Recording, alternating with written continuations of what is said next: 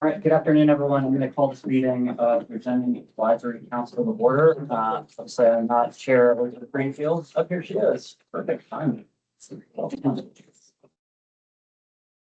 got a quorum. So Jennifer Wilson would like to do my first. Go ahead.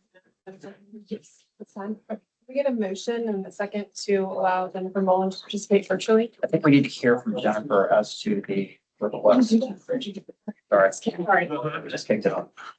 If we could unmute Jennifer and allow her to make the request to join virtually.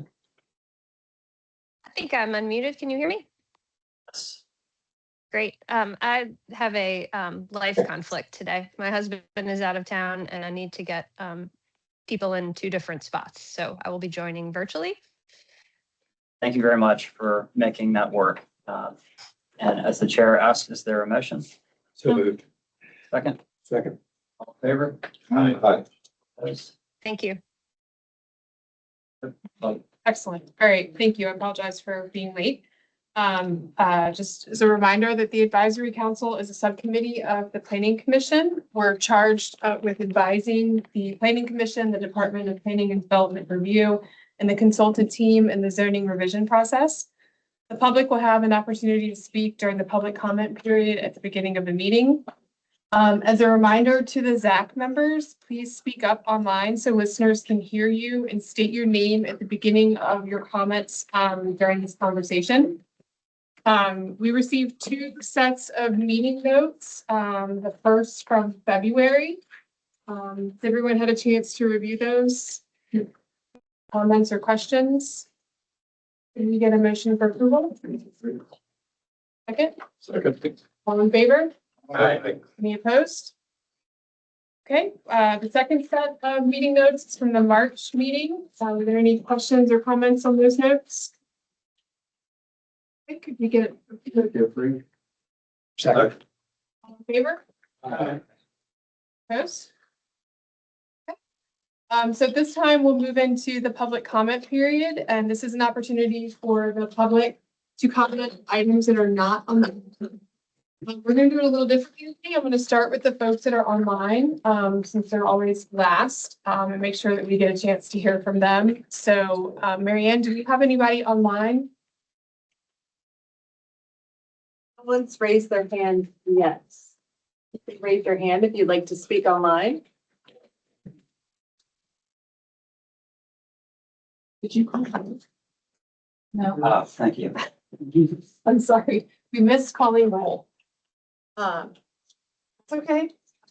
I heard quorum and I just rolled with it. Okay, so pause the public comment period. I apologize, and we're going to go back in the agenda and call roll. Thank you, Charlie.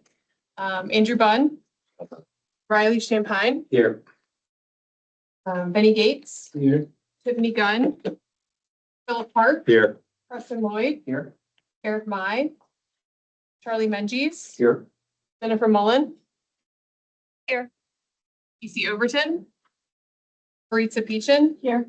Damien Pitt. Here. Councilwoman Robertson. Melissa Sabenko. here. Brian White. Here. Charlie Wilson. Here. Letitia White. I think she's rolled off. Yes. He was. All right, great. So we do have a quorum in the room. I apologize. This is what happens when you roll in, but I'm going to leave it on 64 traffic. Okay, so now we'll go back to the public comment period. It looked as if someone did raise their hand.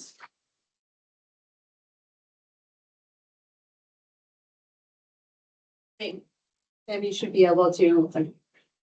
Welcome, Sam. You could- Hi there. And So my name is Sam Runner, and I'm a resident of the city of Richmond. I'm located in Shockoe Bottom. I just quickly wanted to address the ZAC and just say that I am overall supportive of the Richmond rezoning effort and the overall Richmond 300 plan. I think in order to meet our goals for the future and in order to have accessible, diverse housing opportunities for all kinds of people, new and old, we need a wide variety of housing options of different styles at different price points. And so I hope through the committee's effort, as well as the overall planning department's efforts, we can continue to build, expedite the process for people to get permitting and stuff by allowing more by right, less SUPs, and overall welcome more neighbors into the city, as well as making sure that we are still able to maintain and hold on to our existing neighbors by avoiding things like gentrification. Thank you. Thank you. Do you have anybody else online that would like to offer comments? Okay, is there anyone in the room present that would like to offer comments during this time? Please come forward. If you could provide your name, please, for the record.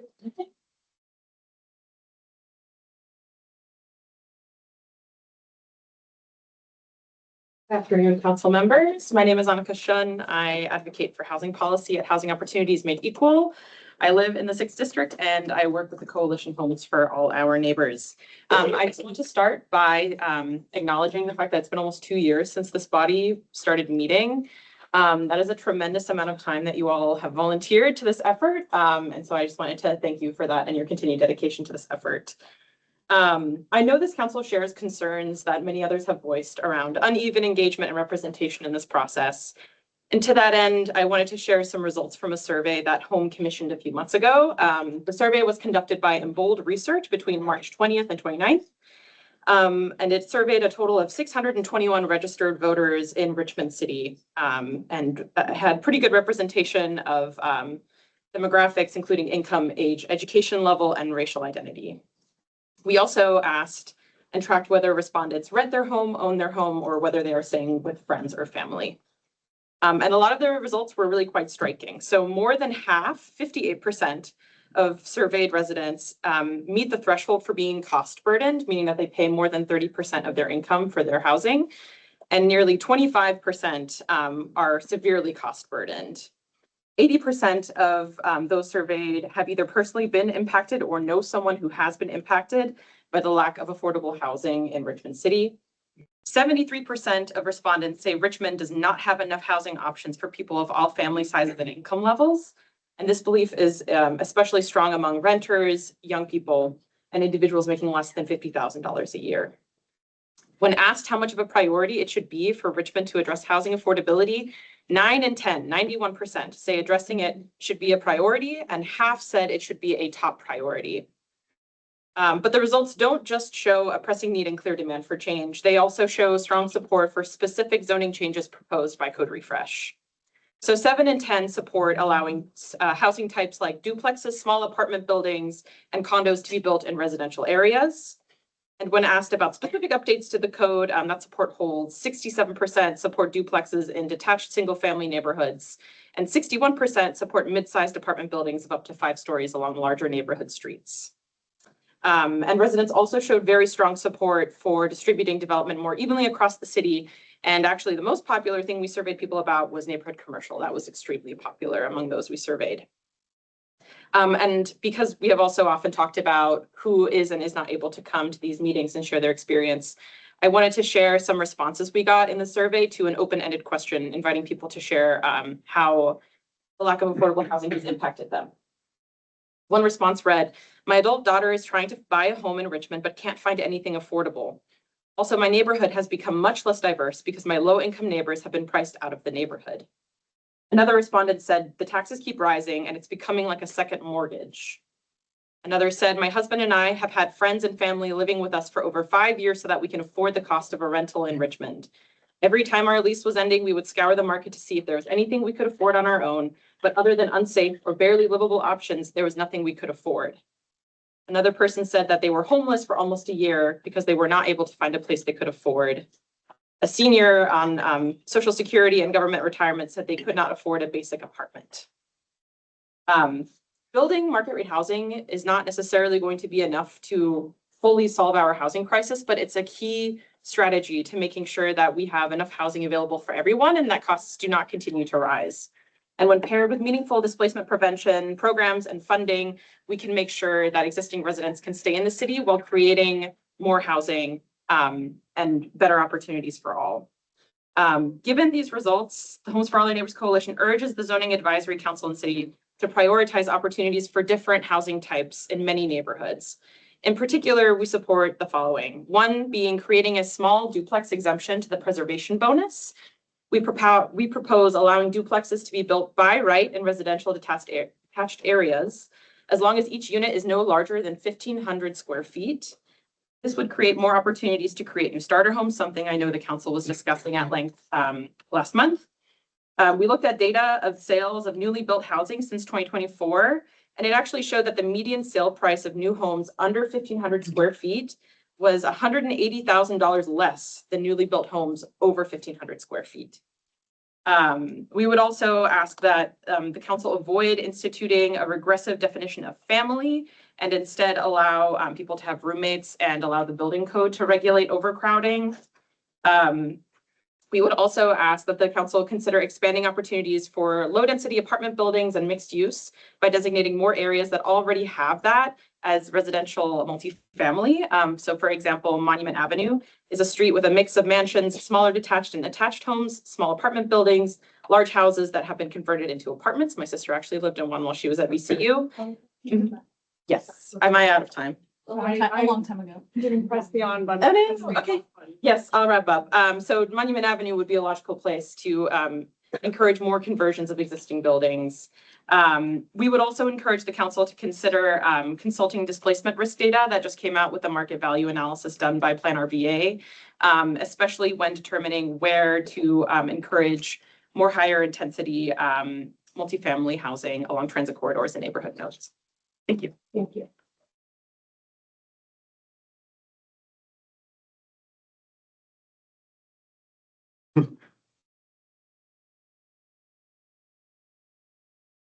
Thank you.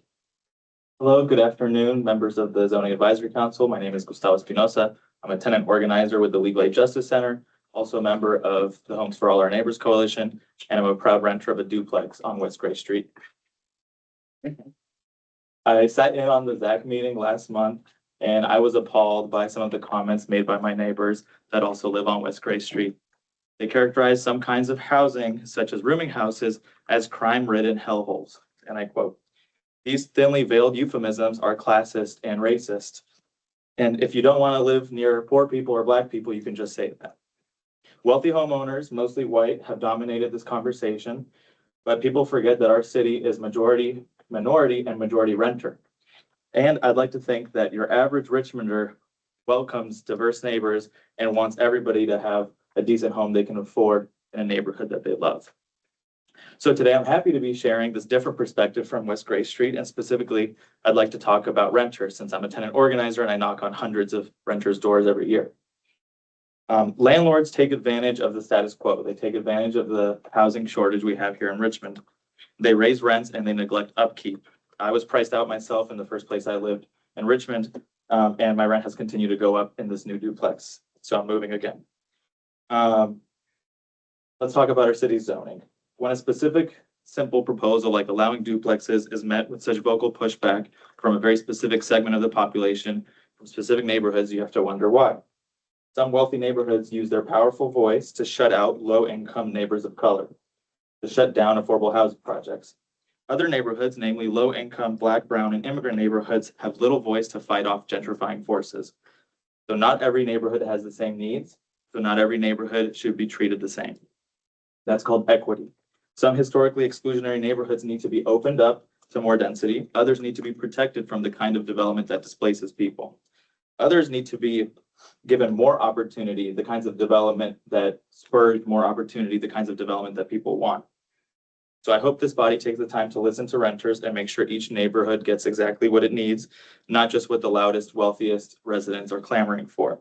At the last meeting, some pointed to the economic analysis study to claim this is too slow going to help with affordable housing. Well, zoning is not the end all be all, because as long as landlords can legally hike up the rent as much as they'd like, renters are going to be squeezed, even if they can build more. So we need zoning and other policies working together. Ultimately, this council should focus on promoting equity and opportunity and preventing displacement. Housing is a basic necessity and a human right and not a commodity to be hoarded. Thank you. Please,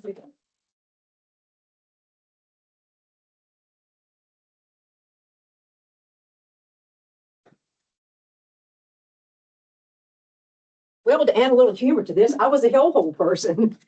So any rate, part of that is back in the Yeah, 70s. I know you've spoken before. Oh, yeah, Can you Kathy. Provide your name for the record. Yeah, Kathy Hambrick, and I'm on the board of West Gray Street. Thank you. Back in the 1975s, when West Gray Street was a rooming house community to service the railroad station, when I worked on the rescue squad, that's what they nicknamed it. So that's just a fact. You take an 8-room house and you put a family in different rooms and you have a hall bathroom, West Gray Street was known for prostitution, drugs, and crime. And just the police reports just bear that out. So everybody's come here with a problem, and we don't want, and Monument don't want, and should not have 6 units per house. There's got to be a better choice. I went back to the data, just throwing out, when you complain about things, you should have a solution. So I looked at the data to see how many properties were in the Fan District, approximately 2,900. How many of those properties are currently rental properties? About 60%. And this is after the 2020 census, by the way. About 60% are currently rental properties. About 60% Caucasian, the rest non-Caucasian. Those are just the facts. And so right now, as a version 2, which we're bouncing off of, you have Monument and West Grace as 6 units per building, 6 to 12 actually per building by right. Okay. Then the rest of the Fan south of that is single family units plus an ADU. You walk down Park, Hanover, Grove, Stewart, Kensington, you will find that 60% of the Fan is rental. And people don't move into the Fan unless they want that kind of situation. If they don't want that, like the old rich white woman who doesn't want to live next to renters or people of non-Caucasian, you don't live in the Fan. You choose to live there. But with that being said, that whole section of the Fan is also 60% rentals. So it's now, at least the second version, being zoned as single family. So what's the solution to this? Because the mayor wants a win, the residents want a win. You need a middle ground there to have a win. Possibly that could be making the Fan by right into a duplex and grandfathering in the apartment buildings that were built as apartments. But I know that there are a lot of old codgers like me there who are anticipating needing help and may not want or have money enough for a nursing home, but they can put an apartment in it. I mean, that's just kind of the things we're thinking about is age in place, kids like the mayor. I have 2 daughters that can't afford to buy houses. One of them lives in the Fan, actually on Floyd Avenue. So that's a duplex. Is maybe make it duplex by right and so everybody gets a win here. Nobody loses, everybody gets a win, and that's, I know, I got it. And the density kind of evenly planned throughout the Fan, just like in London, people walk to the tube, people can walk to the bus stop. It's one way of giving everybody a win. Just a thought. I'm sorry about the hellholes. I was just saying, thank you, ma'am. Okay, you take care.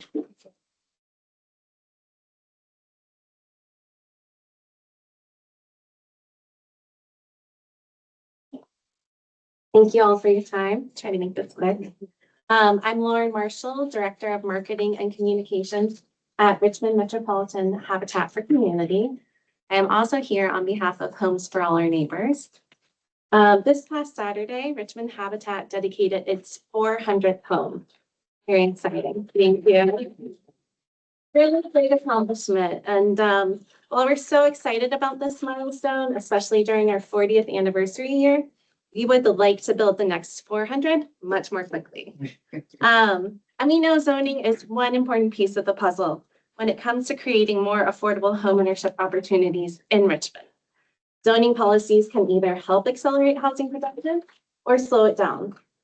Every delay in the zoning process, whether it's a speed bump in approvals or having to go through a special use permitting process, means Habitat families have to wait that much longer for a safe, stable, affordable home. That's why we're advocating for duplexes by right under a reasonable size limit in the next version of Code Refresh. This change would allow nonprofit builders like Habitat to serve more families more efficiently.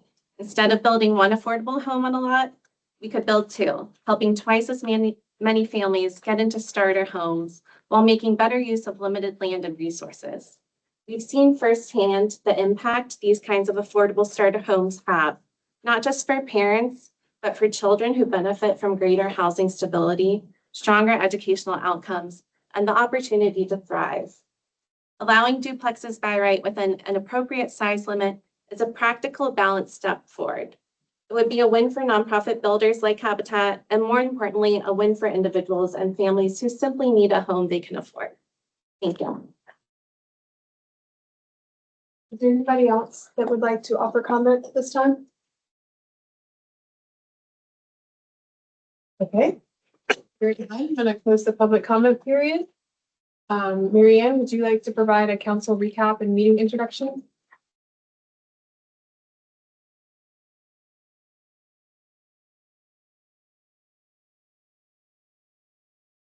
Good evening, Mary Ann Pitts with the Planning Department. Last time we had Kyle join us from RKG to have a discussion with you all regarding the development scenarios specific to the RD district. That was the residential detached districts. Today, he will be rejoining us to go over having a conversation. So the first time you're seeing us, we just got this. I apologize for not getting to in advance. Expanded market analysis. It'll be specific to the MX districts, the RM districts, and the RA districts. So Kyle will be joining us. That's the bulk of the agenda today. Also, last time we had sustainability join us, and we had a robust discussion regarding the tree standards. In addition to this discussion of the market analysis, we've left us some additional time if there's additional items that the council wanted to discuss, an open discussion at the end of the meeting, because we anticipate maybe some additional time at the end, led by Elizabeth. Oh my gosh, I just timed myself out. No, it's over. And that's perfect segue into, I'm gonna let Kevin briefly speak about a little bit about the timeline of the ZAC and the timeline for the rollout of draft 3 and discussions with your council and other bodies. Great. Kim Jerome, Planning Director. So got a lot of feedback on draft 2, as you're well aware. We spent a lot of time talking about a lot of issues here on draft 2. I think what we are going to look at in terms of rolling out draft 3 is a process where it's going to maybe come in some segments with, I'll say, the first segment being a handful of some of the more critical decision points that I think we need to make moving from draft 2 to draft 3. So talking about a lot of things that we've talked about here, when it comes to, how many units per lot, churches and places of worship, things like rooming houses, and going through and trying to offer up a proposal that we can look at draft 3 and have that workshop here with the ZAC, have a workshop with the Planning Commission, and having a workshop with City Council. And trying to get some understanding as we start to pull some of these things together. There's a lot in this ordinance, right? But really, I think, again, the bulk of the discussion has been on some major policy points that we would like to, get as best consensus on as we can before we move through with the full version of draft 3. So we'll continue to work on, the fullness of draft 3 and the interim, but we're hoping to schedule that sometime in June.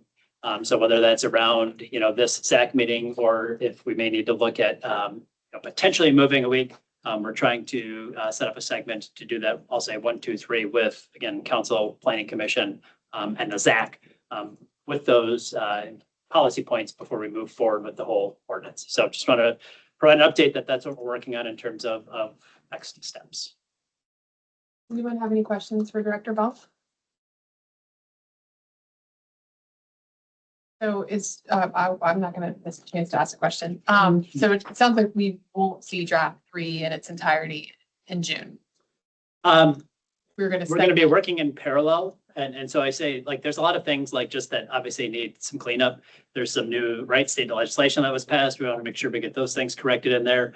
And so I'll say we're running those side by side so that the hope is Again, once we get some consensus on some of the bigger points, that we can just layer that back in. And best case, still get draft 3 out in June. But we just want to make sure, I think we have that robust discussion first. Kevin, what's the best guess now when this will go to planning commission and zoning? Oh, The whole thing. yeah, I mean, best guess is when we get it done. So I'm not gonna give a timetable. I think we still want to, again, provide draft 3 as soon as possible. And then again, I think part of that is also working with planning commission and council and, saying like, yep, we think this is ready to move forward, or they say, nope, go back and keep working on it. So I don't want to speak for those bodies, which I think is why we want to have those conversations before we roll out the whole draft 3. So I'm sorry, I was late, so you probably already answered this, but is there a projected time that you're trying to get it to the planning commission and then to council? Council? Yeah, I will just say, I think, our role in terms of speaking for PDR, working with the consultant and working with this body is to get a draft 3 done. I will say by the end of June. And after, we work on, again, there's formal processes to go through those things. I don't control that, but I think our goal is to at least come up with a finalized draft 3 to decide then, I'll say those bodies to decide how they move forward from that. This is Charlie Menges. So is draft 3 going to be the end of it? In the sense that we don't have a complete zoning ordinance yet with draft 2, right? So draft 3 will be draft 3, and I'll say it's going to be up to this body, planning commission and council, if they want to continue on. But I think as far as we're at right now, draft 3 is draft 3. Right, but draft 3 has at the end of it, items to come. Are those going to be in draft 3? Oh, in terms of like what we're talking about? Yeah, so what I'm saying is that to talk about as we move from 2 to 3, there's a handful of some of these critical decisions that I want to talk about those while we're working on the rest of draft 3 so that we can get some consensus on those, weave them back into the document and give you a complete draft 3. I think what Mr. Menges is saying is that there's sections of the entire zoning ordinance that have not been provided. Got it, to this body? Yes. Yes, and all of those will be provided in draft 3, correct? So- Yes. And then you mentioned, this is Maritza Peach, you mentioned that draft 3 would be like finalized potentially if that's one. So I imagine that with draft 3, we would go to the community and then it might be refined. It would be refined based off of any additional comments and then go to council, but it really depends on how people feel about draft 3. Well, one of the issues that is that in the current draft 2, it says in the table of contents, Article 6, administration coming in draft 3, Article 7, general standards of definition coming in draft 3. So I think I heard you say that will be in the draft. Right. So for example, I don't think there's anywhere in draft 2 a description of how conditional use permits work, or even special use permits. And that'll be included in draft 3. So we'll have a complete zoning ordinance, just that's as complete as the current zoning ordinance we have. Draft 3 will be a complete zoning ordinance. Yes, that's an accurate way to put it in terms of like, it is something, again, whether or not planning commission and council decide to run with it, that's their prerogative. But I think in terms of like, it will be a full zoning ordinance that is adoptable. And well, I think Mr. Menges wasn't quite done, so we'll finish with Charlie and then Councilwoman Robertson, then Benny. Yes, one concern I've had about draft 1 and draft 2 is that they just don't seem to be written in normal legislative language.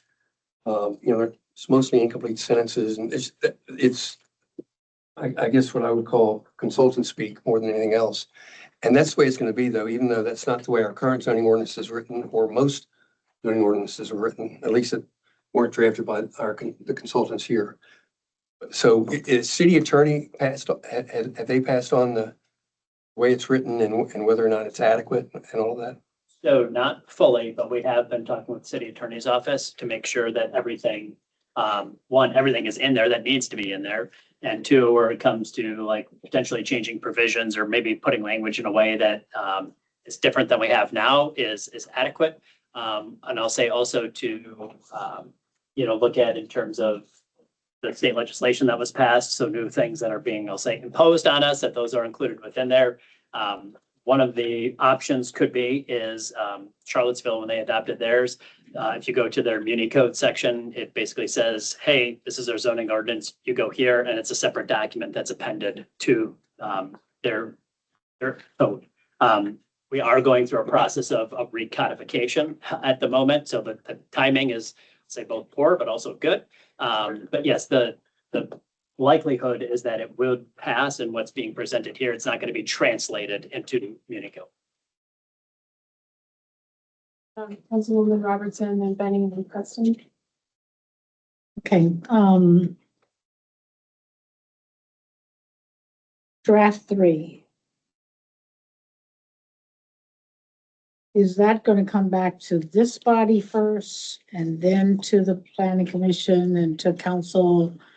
And if you're planning to finish this by the draft 3, is there a public hearings before it comes back to this body? Potentially. So let me frame the goal with I'll say, the workshopping of some of the major policy decisions is meant to get feedback directly from those bodies, and whether or not those bodies want to have a conversation just about those documents, or whether they want to open it up and have a public hearing on it. I'll parallel to just, I think you went through a very productive budget session where you had some really focused, iterations where it was just the council was able to discuss and really, have a set agenda of items that they wanted to get through, and every council member, I feel like, felt heard, and there was some production that came out of that. We'd like to maybe model that with this ordinance, with council, with planning commission, with this body. I think part of that will also tell us, how close are we on these things? And are we at a place that, I've said before, we're not going to 100% satisfy every single person on this, but are we doing, what is best in terms of where we can best get consensus, and are we doing what really also reflects what the master plan says we should do? Can we get that to a spot of moving forward? As far as, I'll say, to be determined between, when the third draft comes out, of what types of engagement happen through that. I will say, just in terms of a very formal process, bringing it to this body here for some discussion, but then our recommendation, council will ultimately introduce this and bring it to planning commission, and they have to have a public hearing on it. And it will be up to them, right? How long do they want to do that? Do they want to have one? Do they want to have multiple? They're going to have control over it. They'll make a recommendation to city council, and then city council has jurisdiction, right? They want to do it in 1 meeting, they want to do it in 5 meetings. That's not my call to make. I think what my goal is to make sure our team comes with that complete vetted draft that we feel has been very well vetted by the bodies, very well vetted by the communities, so that we can say, yep, people's voices are reflected in this final document.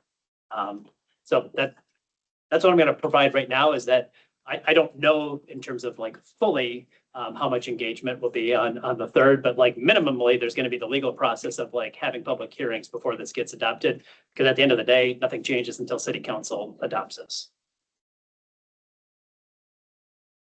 Do you have additional questions? Benny? Benny Gates. I like to comment about things that are really, really bad and really, really good. I like animals, so I want to tell you, at the meeting you were in the pressure cooker of city council meetings last month. And last month.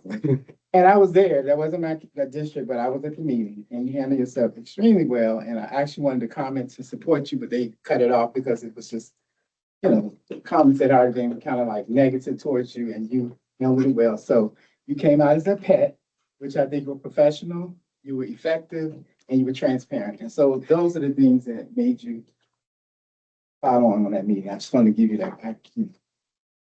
I watch you. Thank you. And you didn't sweat. Great. Or you did, you didn't let them see you sweat. Nope. Well, I appreciate that. I feel, and especially the last part in terms of transparency, as we talk about, providing that final version, I think it's really important. And again, in our recommendations for some of these policy points, to say this is how we got here. And in terms of I'll say, I don't know, have nightmares about calculus, but like, right, showing proofs or showing your work of like, hey, this is where we're at. So you can kind of see the reasoning or justification behind those things. And I think that's part of the goal also with this draft is to show, all right, we've kind of been all over and we've gone back and forth on the pendulum in terms of some of these decisions. So it's to show, this is what we think is, we're going to recommend. As a calculus tutor, I will also add that the, just people had these ideas that were wrong. They were saying things that were not true. And, you know, I don't know where it came from. It's just like they were assuming stuff that I just feel is ridiculous because the opportunities have been there every time. And if people they don't do anything about it, what can you do? You can't force anybody to do something they don't do. You're there to help them. But if they don't take an initiative at all, there's only so much. So that's all I can say. Nope, And I was frustrated. No, I understand. And I think it's part of this process. It's part for us to also, I'll say things that we hear out there just to set the record straight. And it's like, yep, this could happen, or like, nope, absolutely not. It's totally false. And so just part of this process will be, you know, addressing some of those, whether, you know, informally or formally. I'll be quick, but this is Preston Lloyd. Councilwoman Robertson asked largely the same question that I had, but you know, I'll just express some feedback. I'm really glad to hear that we're going to get direct engagement, hopefully with the planning commission and with council before we make our recommendation. At least that's kind of what I heard, maybe in the works. No commitment made yet there, but as I recall the process under state code, the city must hold a public hearing of the planning commission, which makes a recommendation that then follows with a second public hearing before the city council where they make a final decision. Now they, of course, as you've said, the planning commission can stretch it out, hold multiple public hearings, work sessions, et cetera. Ditto city council, but if the planning commission made the decision to create this body to get some technical feedback and feedback from the communities that we represent or are connected to. And I think it's going to be difficult for us to make a final recommendation of the totality of what Code Refresh has become if we've had zero engagement or feedback with the planning commission and with city council. And so I really hope that the process that you just outlined can come to pass, especially on some of the what I'll call big ticket items. The things that you described are kind of the larger, stickier things that even within this body, we've had some disagreements about over the course of the past 2 years, that we can have that in a robust work session kind of setting, really get that out in the public eye, and then allow city council and the planning commission to have visibility with what we've wrestled with and then how we made our recommendation to those bodies to then take action. So this sounds like a very productive path, even though we may not have everything totally fine-tuned down to the letter when we have that kind of work session conversation. It will at least allow us to have a big picture dialogue about some of the larger topics. Thanks. Yeah, Philip Hart, Preston just said something I want to ask about. You mentioned that we're going to make our recommendation. We've not cast any votes on this in this committee. We've given our thoughts as issues have come up. Is that going to be what we, is that going to continue, or is there going to be a point in time when we are actually vote or do something in a more formal manner? My understanding, the way that this is structured as a subcommittee, it is not a voting body. Okay, that's what I thought. Got it.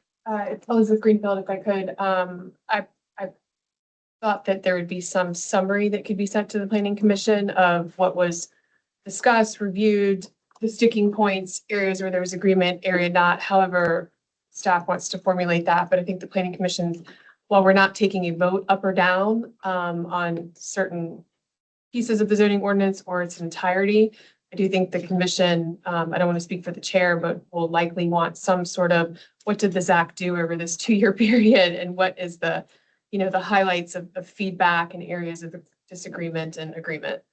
Yeah, I mean, I think it's, I'll say, fair for this body, one, to like acknowledge all the work that this body has done, because it's been a lot, to perhaps forward something to the planning commission along the lines of a court decision with like out the vote. Right? It's like the summary, like, here's what we thought. I reached this conclusion. I reached the same conclusion, but from a different point of view, or like I'm a dissent and sent on these points. And I think that's fair to walk through both just like process and some of those things that, yeah, again, part of that transparency piece, like, here's what we talked about. And so here's what you can consider. I'm saying to planning commission, right? Here's some of the things that you should consider from the ZAC. It's Charlie Manges. Can you clarify what you just said?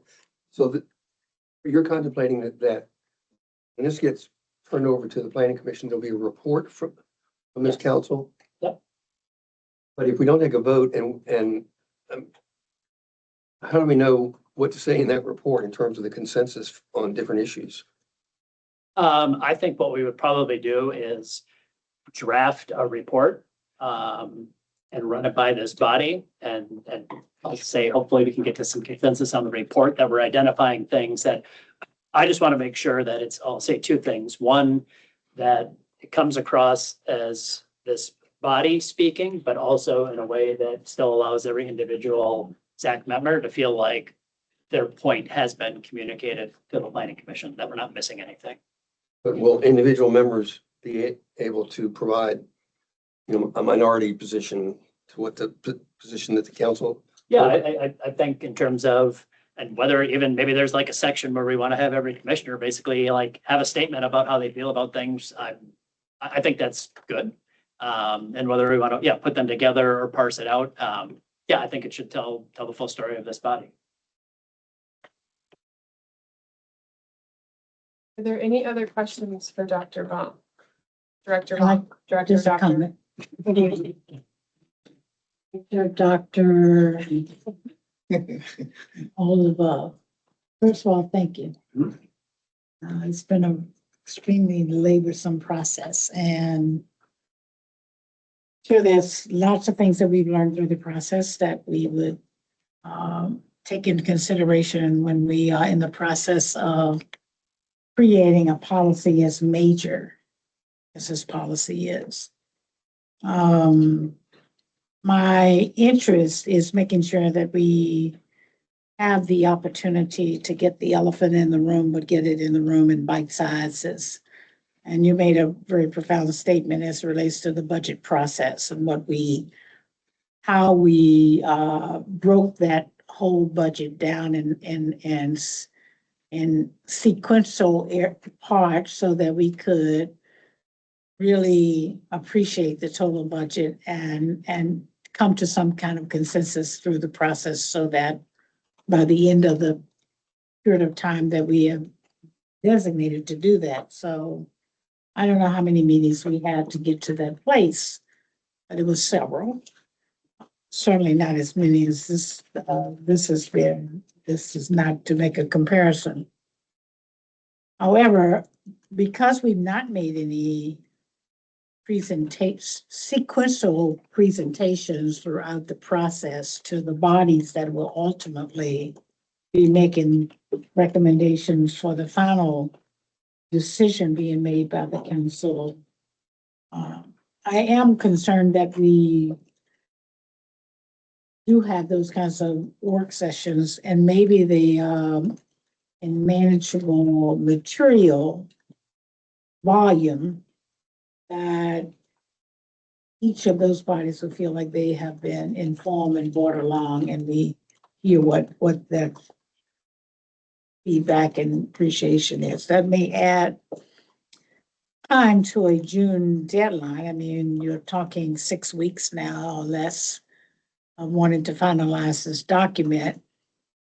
And I think what's important is that the bodies that are going to be making the decision have opportunity to fully appreciate the document and not get it like this. And I'm also concerned, we do have legislation on the docket with City Council right now that recommend us appointing a citizen commission of some sort. Can be specific to the language in the bill that is before us.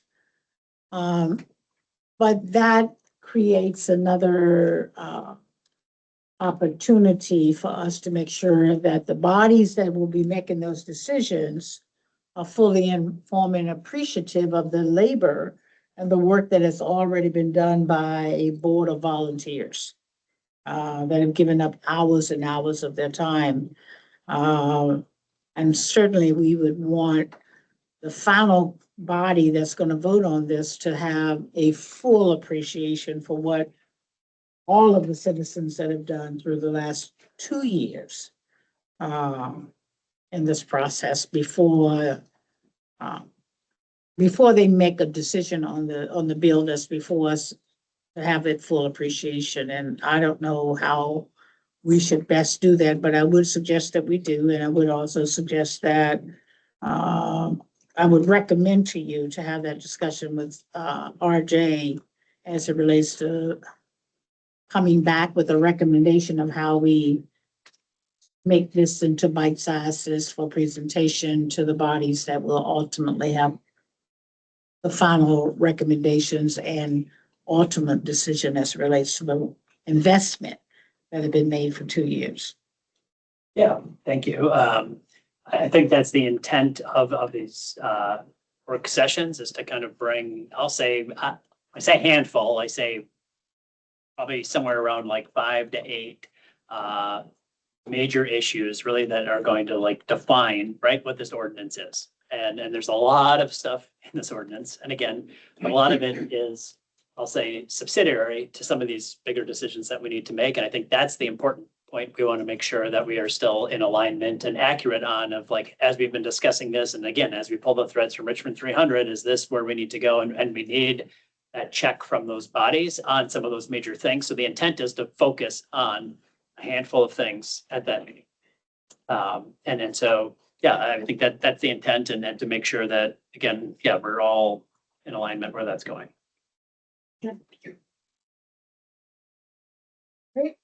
Great conversation. I don't hear any more or see any more hands raised. We comfortable moving on to our presentation? Okay. Kyle, I'm not going to try to say your last name because I think I had this problem last time. So I'm going to let you introduce yourself. Apologies for that. Good afternoon, everybody. This is Kyle Talenti with RKG Associates. Can you all hear me okay? Yeah. You can. Awesome. I want to thank you for the opportunity to be back to present the next portion of our analysis. For those of you who have been participating, you know, we looked at the RDC, RDB, and RDC zoning districts to try and understand rate of change potential based on a financial feasibility analysis. Per request in the city's interest, we have extended that analysis to look at the MX, the RM, and the RA zones as well, which is what I'm here to present this afternoon. The first handful of slides are just going to be refreshers, so I'm not going to spend an inordinate amount of time on these. This is obviously showing the sub-area boundaries that we have been using to try and identify and isolate financial realities of doing development in different parts of the city of Richmond. From a methodological perspective, once again, as a reminder, we are trying to identify parcels that have the potential for either development if they're vacant or redevelopment if they are not. And so there's a number of steps we have taken. The first is kind of like a vetting system. We removed parcels that are highly unlikely to redevelop regardless of market conditions, like existing LIHTC low-income housing projects, publicly owned churches, schools, government buildings, so forth and so on. We also identified parcels where the existing structures are extremely valuable, more than twice the value of the land. Understanding that there will be challenges there to try and redevelop those. We made sure that the lots physically can accommodate development. Even if something is rezoned to a certain district, there are dimensional requirements to be able to accommodate that type of development. So we identified those using GIS and eliminated them.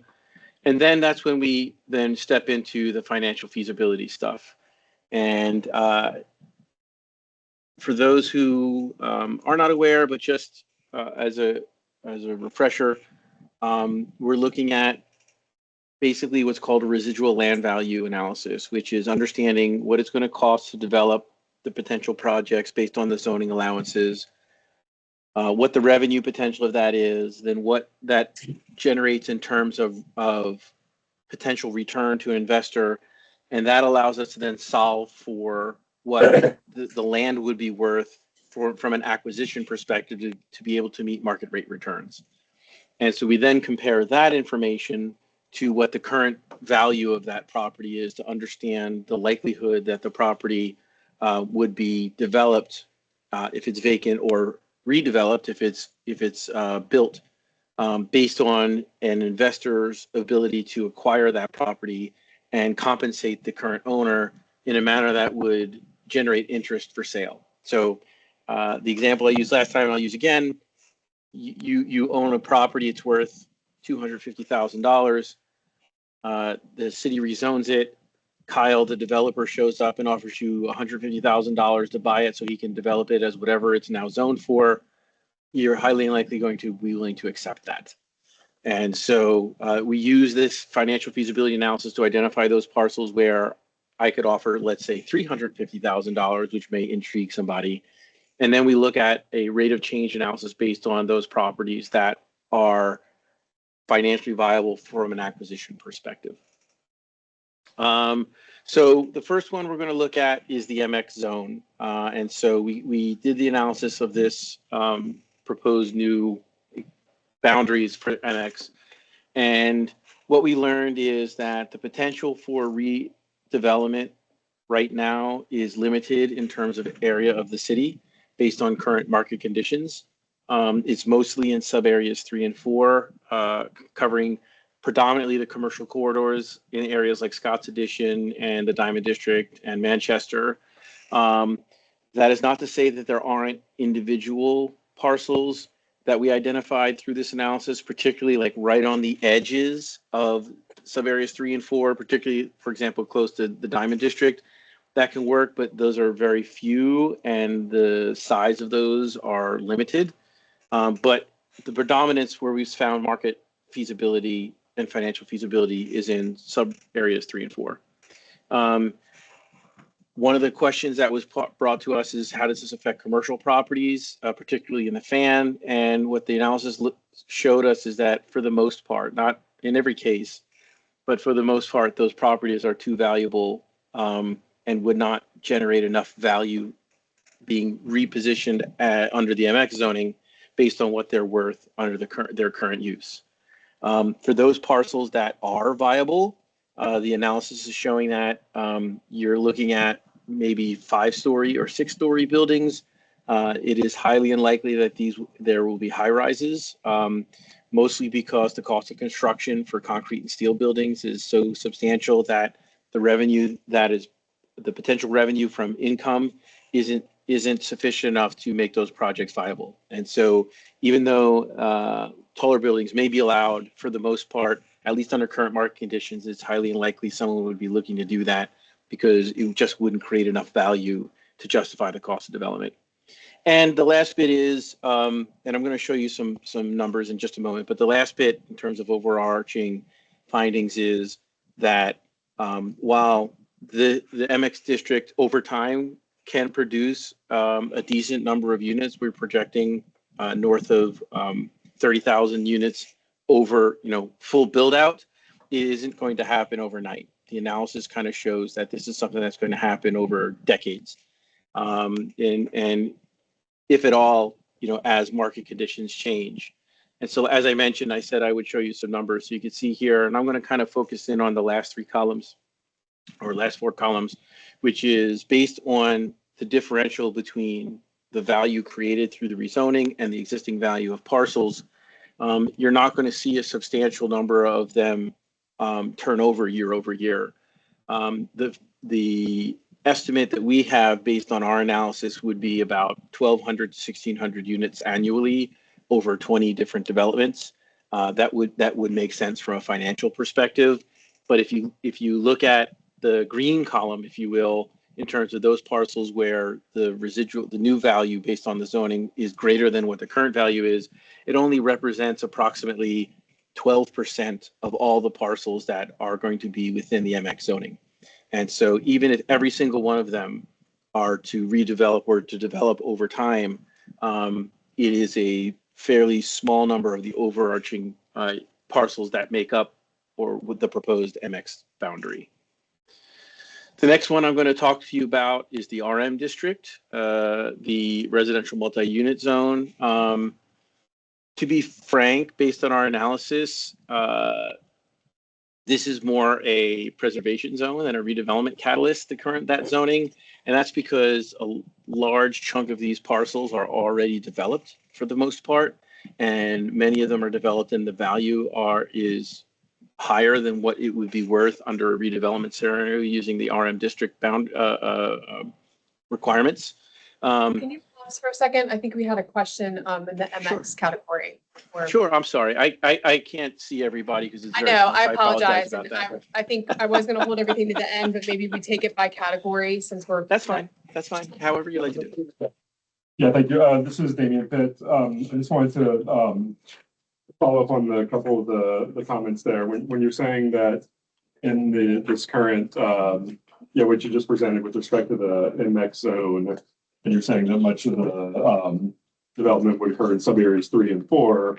I just want to clarify, like with respect to sub area 4, which could be broadly characterized as like the West End, that you're only talking about the areas in sub area 4 that are proposed to be zoned MX, which is, sporadic within that area, right?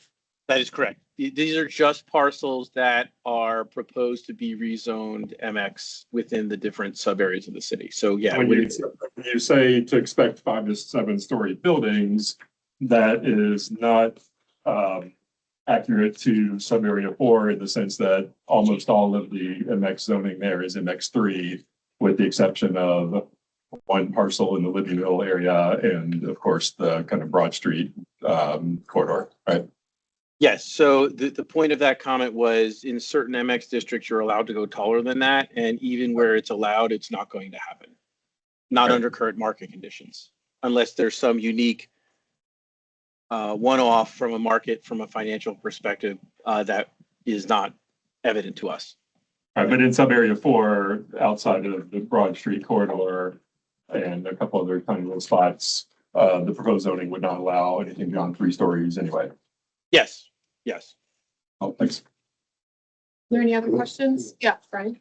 The annual units delivered, this is Brian White, excuse me. The annual units, estimated units delivered, I assume that is new development made possible by the rezoning, not just totally what's happening in the city as far as multifamily development. Is that correct? I would say that it reflects the feasibility and the likelihood that properties would turn over and then be invested in. That takes into account both the financial viability, but also the potential for absorption that would not disrupt the marketplace. That's another characteristic or a factor that has to be considered. Like I mentioned earlier, and I'll be a little bit more clear here, is that even though there's more parcels than our expected annual development that are financially viable from an investment perspective, you have to look at both how much value does it create and its likelihood to turn over, but then also the investment market's willingness to add more units rapidly to the marketplace. And right, that's always going to be a limitation.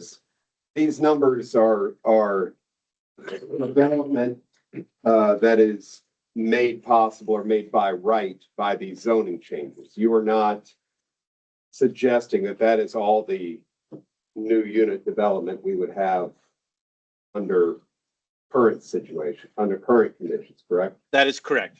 This is based on the rezoning. Thank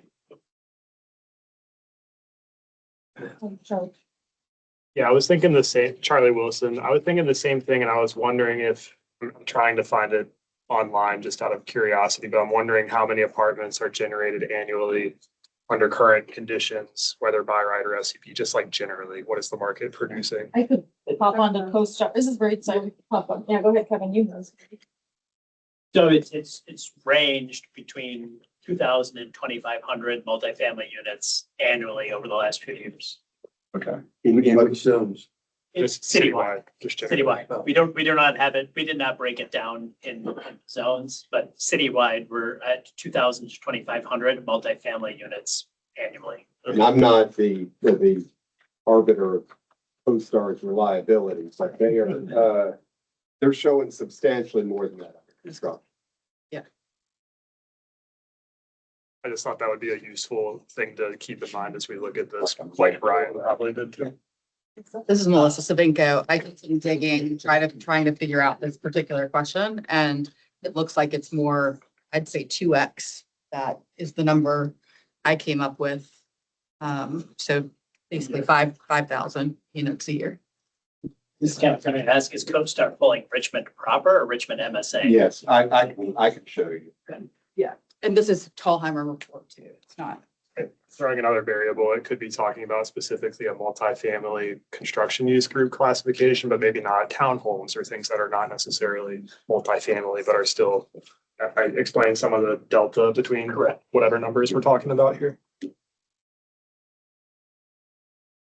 This is Elizabeth Greenfield. I kind of have more of a comment than a question. Your methodology notes that under step 1, that you're removing parcels that are unlikely to redevelop regardless of market conditions, and you note churches. I don't think we should write off churches, especially after the General Assembly has given the enabling authority for churches to develop into by right multifamily housing. Won't require zoning, but to assume that churches are unlikely to redevelop, I think you could see that change under this new legislation. We could definitely go back and update these numbers and allow those parcels to be part of the analysis and see what, if anything, changes. Are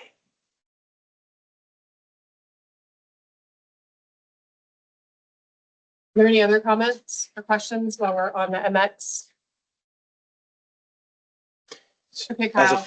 As a follow-up to that is, did I hear you correctly when you said that they will not need zoning to be able to do that? We'll be able to do it by right. Now, depending on what they could ask for, they may still have to go through rezoning. I mean, I don't know, but the churches now have or come July 1, 2027, will have the ability by right to develop their property for affordable housing and multifamily.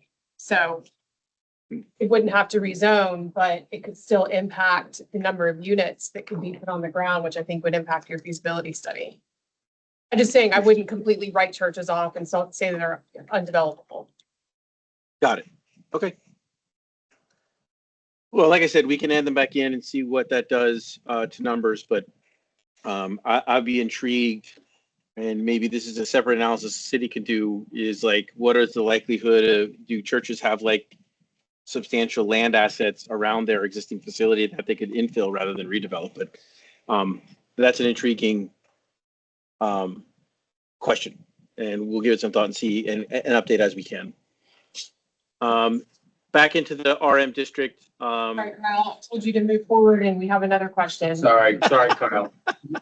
This is Riley Champagne. It's occurring to me, like, as I'm looking to this, that, you know, some of these sub areas are, you know, District 3 in particular is like pretty widespread, going all the way from the Diamond to Manchester. Are you able to just like roughly anecdotally identify if there are particular clusters of where the possible developing is, or is it like, oh yeah, we're seeing in both the Diamond and Manchester and downtown, or are there particular clusters, just to drill down a little bit more specifically on a pretty big area of the city? The analysis that we did showed that the areas that had the greatest potential are commercial corridors. Gotcha. So it's not necessarily a geographic location, it's more a type of property. Got it. Okay. Could you I'm sorry? This is Preston Lloyd. Could you repeat that conclusion one more time? You The said- analysis that we did showed that the areas that had the greatest potential where the value would be created generally are the commercial corridors. So it's more a type of property, which is a property that is larger, that has frontage along a corridor, than it is a particular specific geographic area.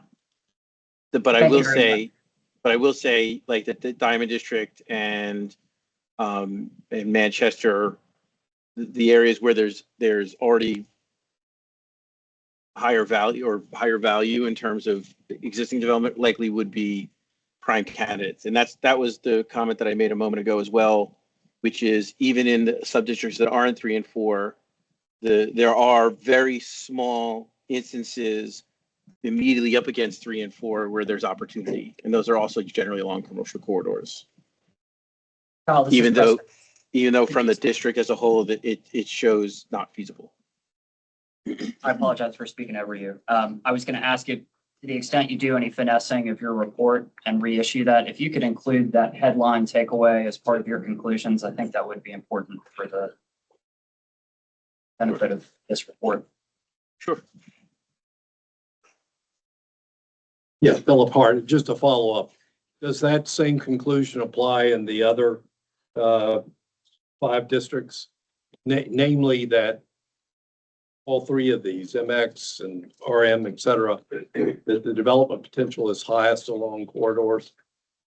Well, I mean, it is challenging, more challenging outside of 3 and 4, just because the market's not as strong from a revenue perspective.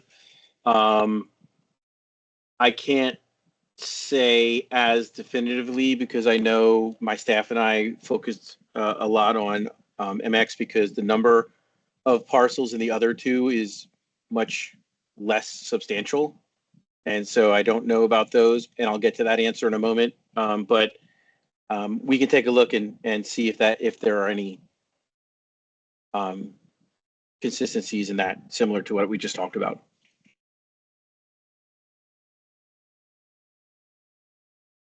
Are we comfortable moving on?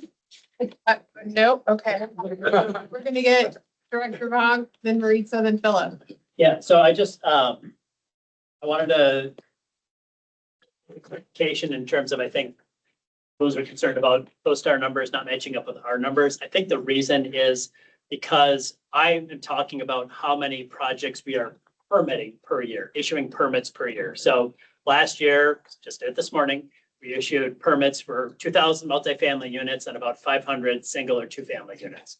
With that, for the multifamily especially, right, they take more than 1 year to build. So we opened up 2,000 new permits last year, but there's still 2,000, 2,500 permits that are open out there under construction from the year before, maybe 1,000 more from the year before. So I think as I read CoStar's numbers, oh, Mr. White left, so I'll explain it again. But right, so with that, there's probably 5,000 to 6,000 there right now in terms of pipeline, right? They just got permitted or under construction. So I think what CoStar is saying, yeah, that's the activity. I'm just saying per year we're putting out. So I think that's the way to both explain those numbers. So in terms of, I'll explain it to you later.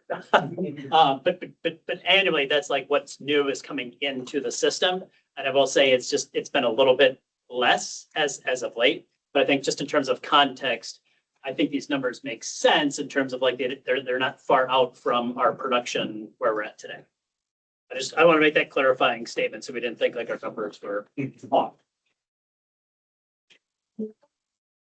Say on the slide where you have the table for MX, this is Maritza Peachin. When I see it, like 1,200 units delivering annually, that's maybe 6 buildings. So like a lot of times developers, unless it's a really, really good market, they usually we want to go in the 200 unit mark. So it's not like it's going to be 12. You do 12 divided by 100. Like you take the 19 and divide it by 1,200, and that's how many buildings, how many units you're going to get per building. So there's some, like it might be 1,200, but it probably would be 6 parcels. The point I'm trying to make, 6 to 10 in real life. Yeah, and some of the limitations is the size of the parcels too, is that, you know, not every parcel that's going to have the potential to develop is going to be able to accommodate 200 units. And so these are numbers based off of the makeup of parcels that make up MX in these different districts. It's an estimate. I want to be very, very clear. It's not, we're not trying to nail down saying it's going to be 6 200 unit projects. We're using the information that's available to us and making projections based off of both the likelihood of turnover and then the rate of change based makeup of the parcels that exists that are financially viable to accommodate new development. That's all it is. It's just trying to understand what the likelihood is. We're not trying to project out specific projects on specific parcels. I understand your methodology. I was kind of making the comment more so people don't do that when they're looking at this table. Fair. Are they like estimate with the best knowledge you have the market? Yeah, I just can't resist making the observation that this conclusion that the highest development potential, putting more density is along major corridors is exactly what Richmond 300 was talking about and where it planned to put that density. So this is, in my view, corroborating the decision that was made back when Richmond 300 was done. Richmond 300 said, let's put it along the major corridors and that's where it makes sense. So This is Elizabeth. I don't want to put words in your mouth, Philip, but I think we all have, or those of us that were here last meeting had that aha moment as well when we reviewed the last, or the first analysis report. I was here. Yeah. This is Damien. I mean, it's also reflecting that the proposed zoning changes are, are sort of achieving that goal of implementing Richmond 300. I mean, if the draft map said, RM or, MX 12, like all over the place, they need to have different numbers, but the map doesn't reflect that. The map, proposed zoning change map, matches Richmond 300. Yeah. Provided there our development standards allow us to achieve that.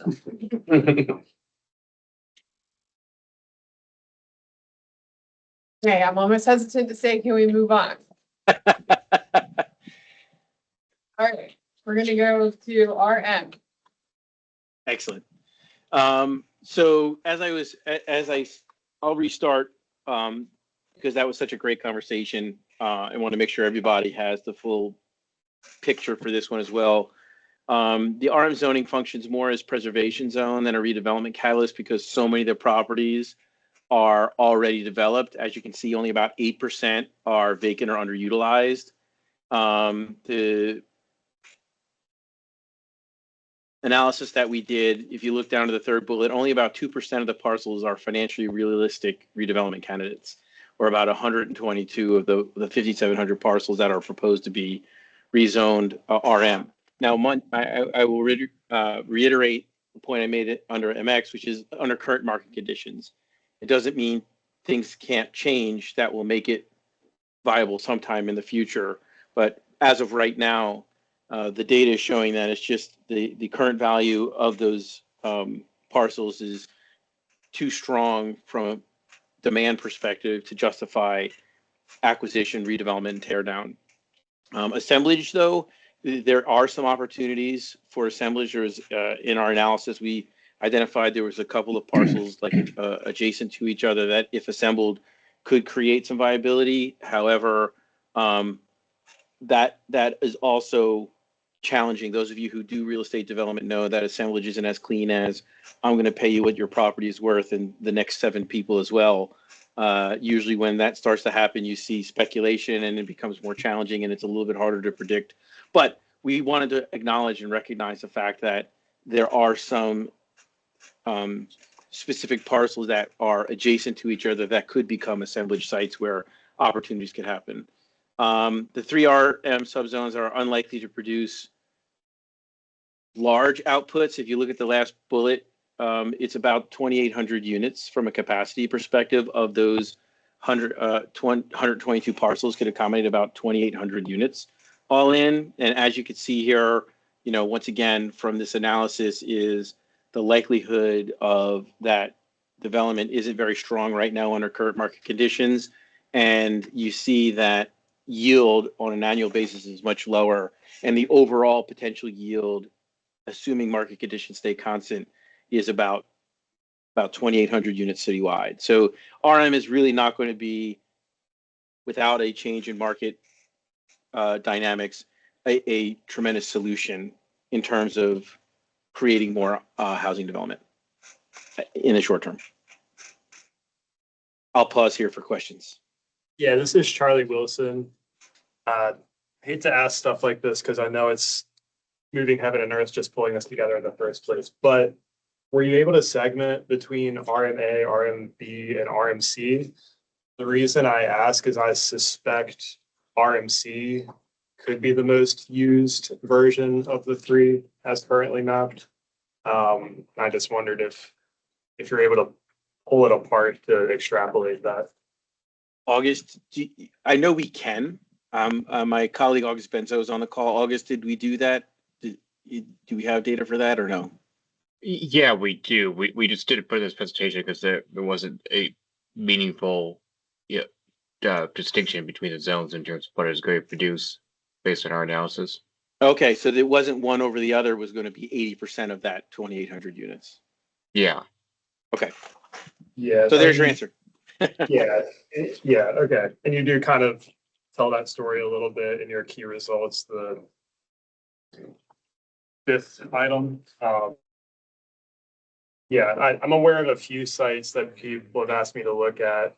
Just, hey, what about this? What about that? And if it's RMA or RMB, you feel excited because that feels dense. And then there's some stuff in there about number of units per building that makes it less feasible, just anecdotally, right? So I'm not surprised to see your numbers reflect that also.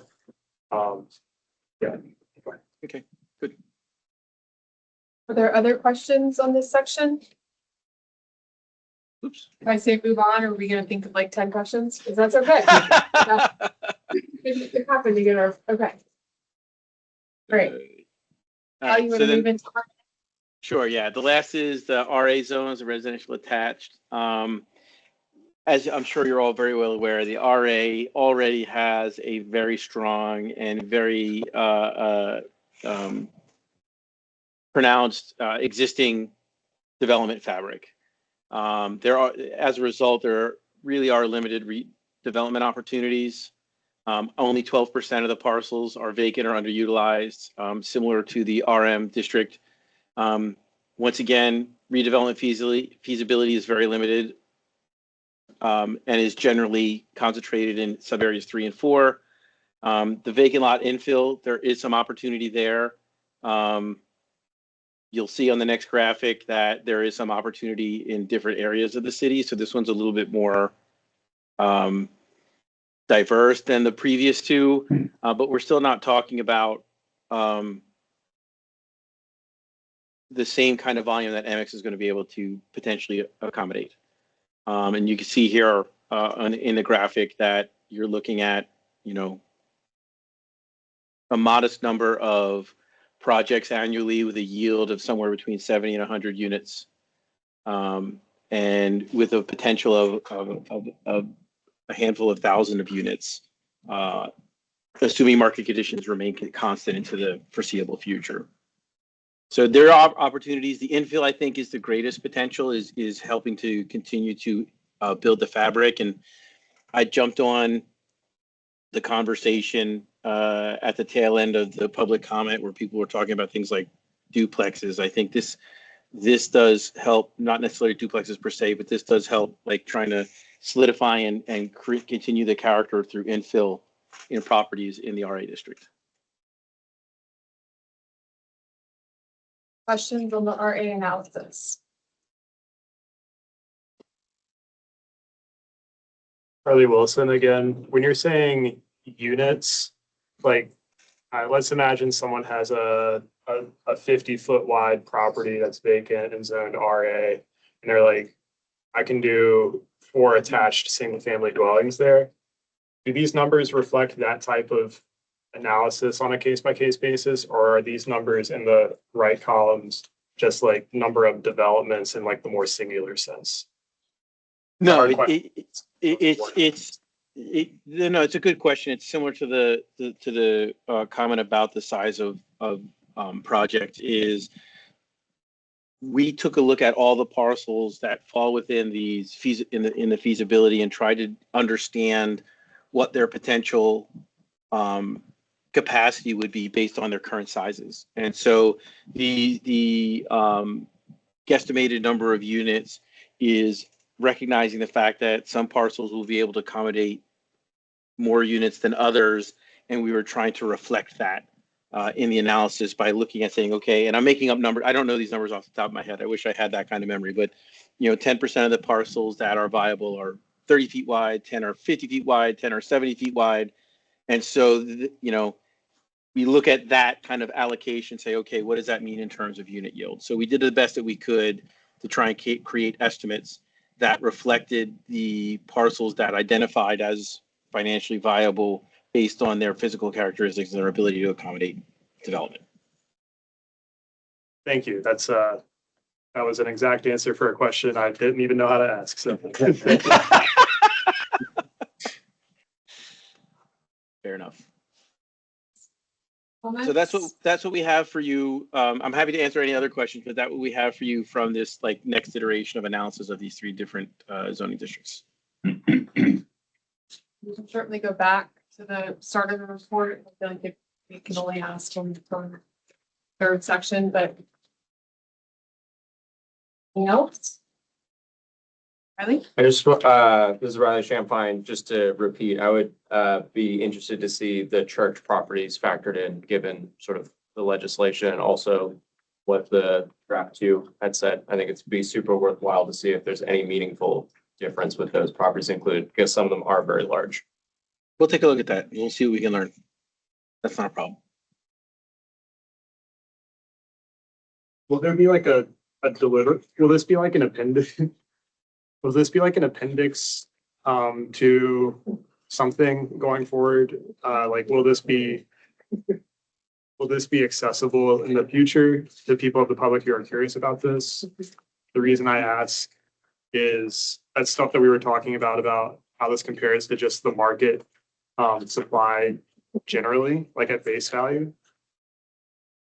If a member of the public is curious about how this compares to that and what the actual delta is, it'd be good to have that kind of memorialized in here, I think formally, just so people can compare that. For staff on that. Yeah. It's like Sure. having- Kevin, yeah, the goal was to present this info here, get some feedback, I think, about churches, places of worship, those parcels. Ultimately, I think, we would ask the RKG team to combine this with the initial analysis and really kind of run down, again, with the focus on like the corridors in terms of, all right, here's what is predicting, in terms of, right, development, tear downs, redevelopment, those types of things, and put that all together in one document that we will both post on the code refresh page, but also it can be part of the documents that go forward, as I'll say, a supporting document when we move forward with an ordinance. I think it's important to just, again, kind of tell the story of, or just have information available of like, all right, here's what's happening, or what's estimated to happen, given like these set of assumptions. And I think it's really important, that RKG like has listed the assumptions up front, because like there's different ways you can test it, but just this is what we felt was, again, the right amount of detail with like the time we have to give us, again, are we heading in the right direction of like, this is what we would like to see potentially happen. Yeah, thank you. And I've been really excited to see this level of analysis being done. And I think it's extremely useful by comparing it to what happens in the market currently anyway. It would be interesting to see how close that actually is, because in some ways that supports one of the overall goals of this exercise, which is to procedurally make things easier so that we're not doing special use permits. Even for these larger buildings that we're talking about, a lot of them end up needing special use permits, right? So I just think it would be a good touchstone to have going forward for future conversation beyond this. Maybe and then Philip. Yeah, well, this Damian, I would agree with what others have said about how, this is, extremely valuable analysis that helps to hopefully frame the debate a little better and hopefully, if taken at face value, diffuse some of the tensions around the kind of like worst case scenarios that we expressed about, and Peter's that we expressed about how these proposed zoning changes would result in, changes to the character of existing neighborhoods. but I would love to see this taken a little bit further to result in some sort of combined total projection of potential development units. I added up all the different tables here, looking at the middle, moderate or whatever the term is used for. Medium units delivered in each scenario. That gives me a total of 1,650 units. Looking back at the previous, I'm not sure I'm interpreting all this correctly with RD scenarios, but I'm looking at 612 parcels per year. There's not units, it's parcels. So what does that mean in terms of potential new units added? But what I'm getting at is I'd like to see some sort of understanding of what these proposed rezonings mean for potential build out scenarios and whether or not we're actually aiming too low in terms of the total number of housing units that we thought we needed 10 years ago, which also needs that they be updated. 10 years ago, it was 35,000 housing units. What is that now? And are we getting there with the proposed zoning change? Yeah, Philip Hart again. I might have missed this, but on page 8, if we could go back to page 8. So this shows the annual units being delivered in MX ranging from 1,200 to 1,600.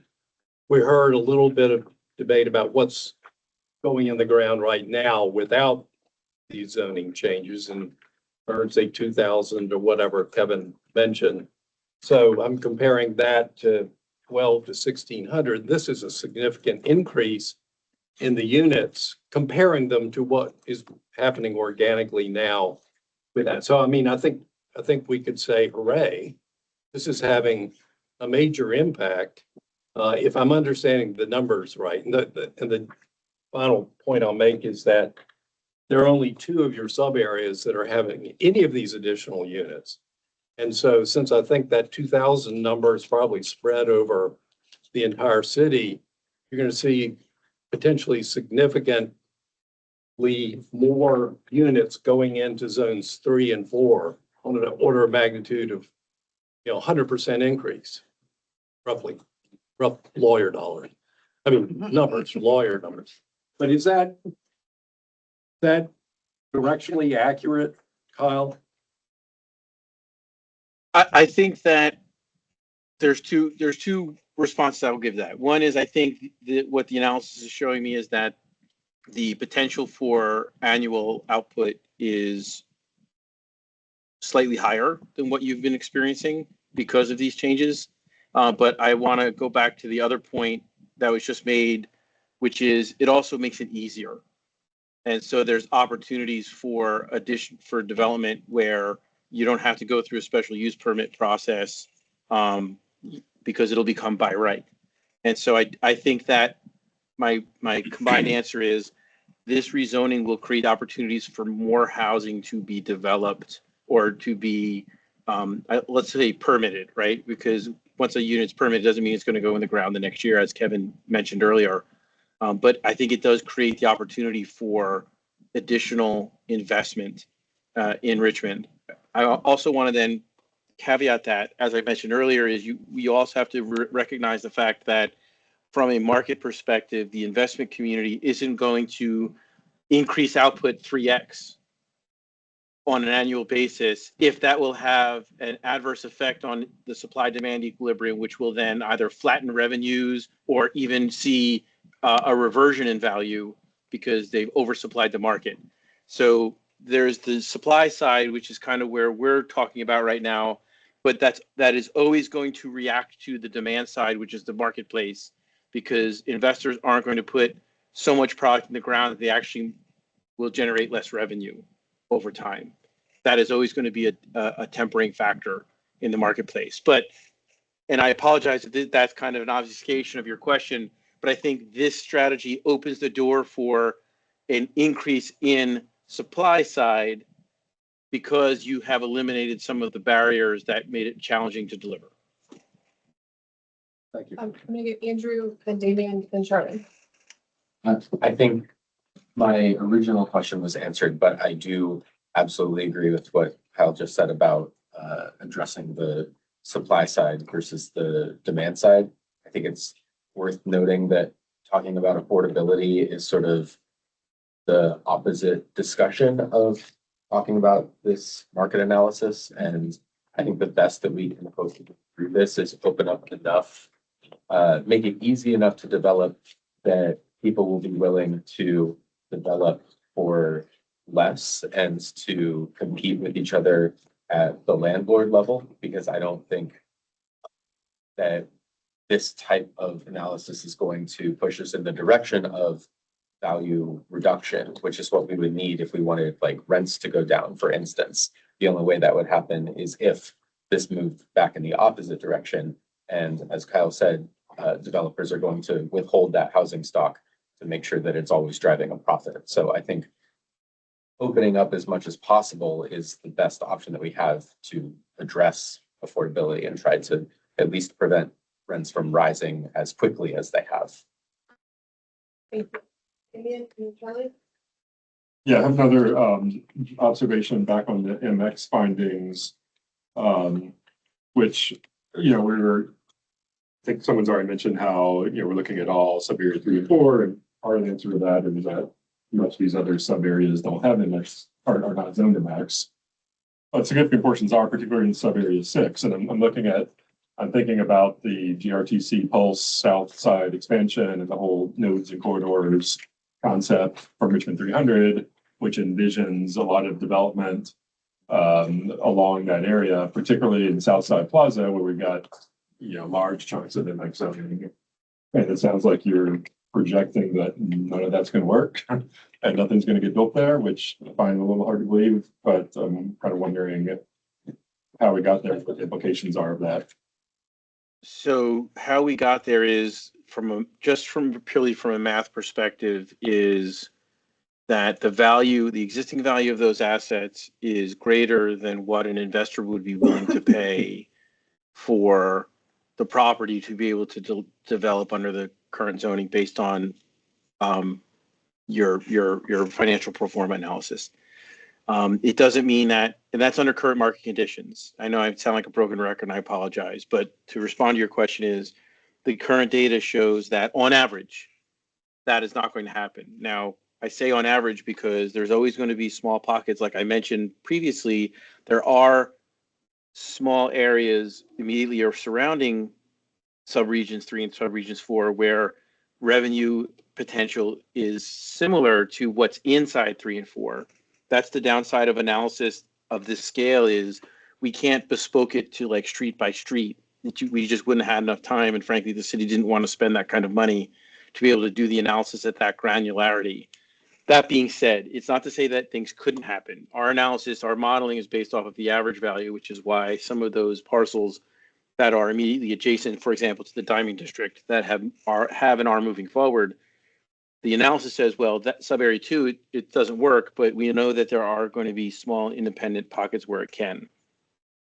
My second response to that is, this is assuming that there is no interaction from the city, either through abatements or through incentives or through other means where they can address some of the financial challenges of doing a project. This also doesn't address, like, for example, light tech projects, where it operates outside of the market, right? Those are much different projects. For any of you who have ever done or know about light tech projects and have worked with Virginia Housing, that's a completely different animal than a for-profit investor, which is what a pro forma analysis looks at. And so it doesn't mean things aren't going to happen there. It doesn't mean there can't be an individual project where either the landowner has, even though the property is valued at X, that landowner has owned it for 50 years. And so their basis in the property is very low. And so they'll be willing to do a project because they're not going to expect the same value as what, someone who just acquired the property or is looking to maximize that return. So I caveat all our work by saying the data is saying on average it's not going to happen because the market is too challenging. That doesn't mean things can't happen. It just means if you look at it through the lens of here's what the numbers are for this sub area, there are challenges that need to be overcome, either through some unique circumstance, like I mentioned, the property owners own it forever, and so their basis is much lower than it would be if they had acquired yesterday. Or the city says, oh, you know, we have this housing investment fund. If you're willing to build houses in this area and you have this sort of price point, then, you know, we can talk about policy or financial strategies that can augment this from a zoning perspective. Charlie Benji's, then Charlie Wilson, and then Councilwoman Robertson. This is Charlie Mingus. You know, you've already done an analysis like this in the RD districts, right? And we heard that. What gives people in those districts the most angst is the thought that duplexes or just other residential units could be built in their next door neighbor's yard when they bought into that neighborhood thinking it was going to be single family detached forever, effectively. And, but instead the approach that's been taken by Code Refresh is this one size fits all, everybody has to suffer. Or everybody has to contribute, depending on how you want to look at it, to make the affordable housing, more affordable housing. But do you have, or can you provide, if not today, at some point, if you did carve out though, the RD districts, in terms of what would be feasible, to be developed in there, and compare that to everything else, you know, what it would mean like in terms of the units that can be created without including the RD districts. I'm just gonna interrupt, but this is Maritza. Damien did that math earlier, and it was like way less in the RD as compared with these other districts. No, Which was it? no, I understand that, but 600? With the previous report that was, looking at the RD was 612 parcels per year. Parcels. But I'm not sure, I think I'm not sure if, Correlates with. right, and also the different scenarios. I'm not sure if they're mutually exclusive scenarios or not, but if, assuming they are, that would be kind of the largest number you could get to, 612 parcels per year. okay. I guess what I'm trying to get to understand is what would be the total number of likely units developed? Likely, maybe it's not the right term, but if you didn't do any of that goes from the RD district. You didn't add in, if nothing in RD was developed.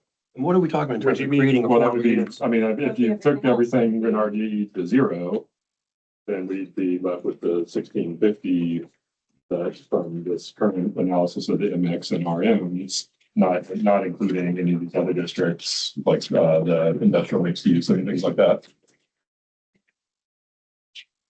And Charlie Wilson here, zero could also be interpreted to mean how many single family dwellings are getting built annually today anyway, which I think Dr. Vonk said 500 was at least some period from a permitting perspective. So I think as of today, okay. For 2026 or just 2025. 2025? So point being, I've been reluctant to think the RD zonings are as dramatized as people are perceiving them to be from a likelihood of things changing perspective. Based on the very thorough amount of data analysis received, I know people have different anecdotes and different perceptions when you go talk to them on the street, but that's different than economic projection and probably reality based on current conditions. Yeah, I mean, I think as a practical matter, there's not gonna be a lot of redevelopment done in many of these RD districts. I totally get that. And so what if we just said, well, okay, we won't include those districts in this? Where does that leave us? That would, look, there's a political issue here and what's the city council gonna approve? And it would improve likelihood of something getting adopted if they were carved out. This is Casey. Even though the likelihood is low from an economic feasibility perspective, I think someone mentioned in one of the previous meetings that there's a lot of reasons that people and homeowners would still want to add units to their homes for reasons that aren't necessarily economically viable, but include personal reasons, family reasons, and still create units of affordable housing in often cases.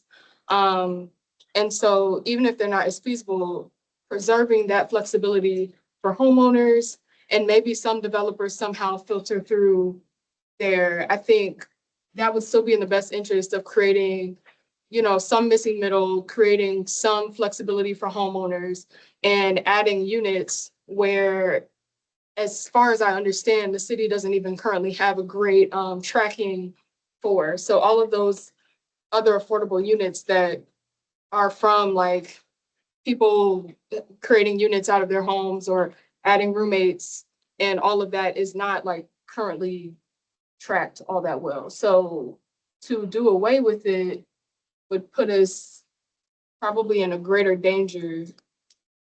And yeah, I wouldn't recommend it because it's just going to eliminate flexibility where folks need it. Hold on just a second. Councilwoman Roberts, people have been waiting. Okay, well then Melissa and then Ryan. And Charlie, were you done? Sorry. For now. Charlie, did we? No, I'm good. Oh, I apologize. Well, I guess one, you know, to somebody that's in the business, but one question I've had, and I know I came late to the ZAC, so I sort of missed all the dialogue about. I was in, well, some of it. We did adopt ADUs of right, and we have not given that tool, you know, of providing affordability, really any opportunity to see how that would work. I mean, it's only been on the books for, what, 2 years, I think. So that's been a question I've had. Like, why are we jumping to this next step when we haven't seen whether or not the ADUs add the missing middle we've been talking about, particularly in the denser neighborhoods that already have a really high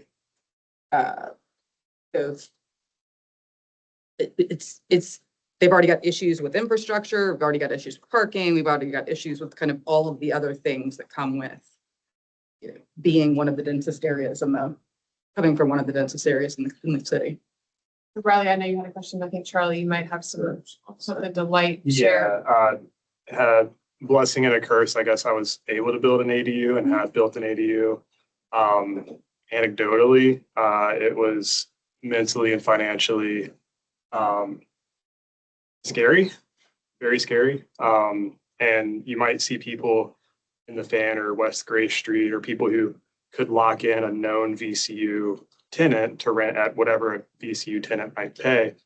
But for me to have gone through all of that and then rent out my 400 square foot apartment that I built in my backyard for even $1,000 a month, like I would say it's not worth it for me as the homeowner to generate that opportunity.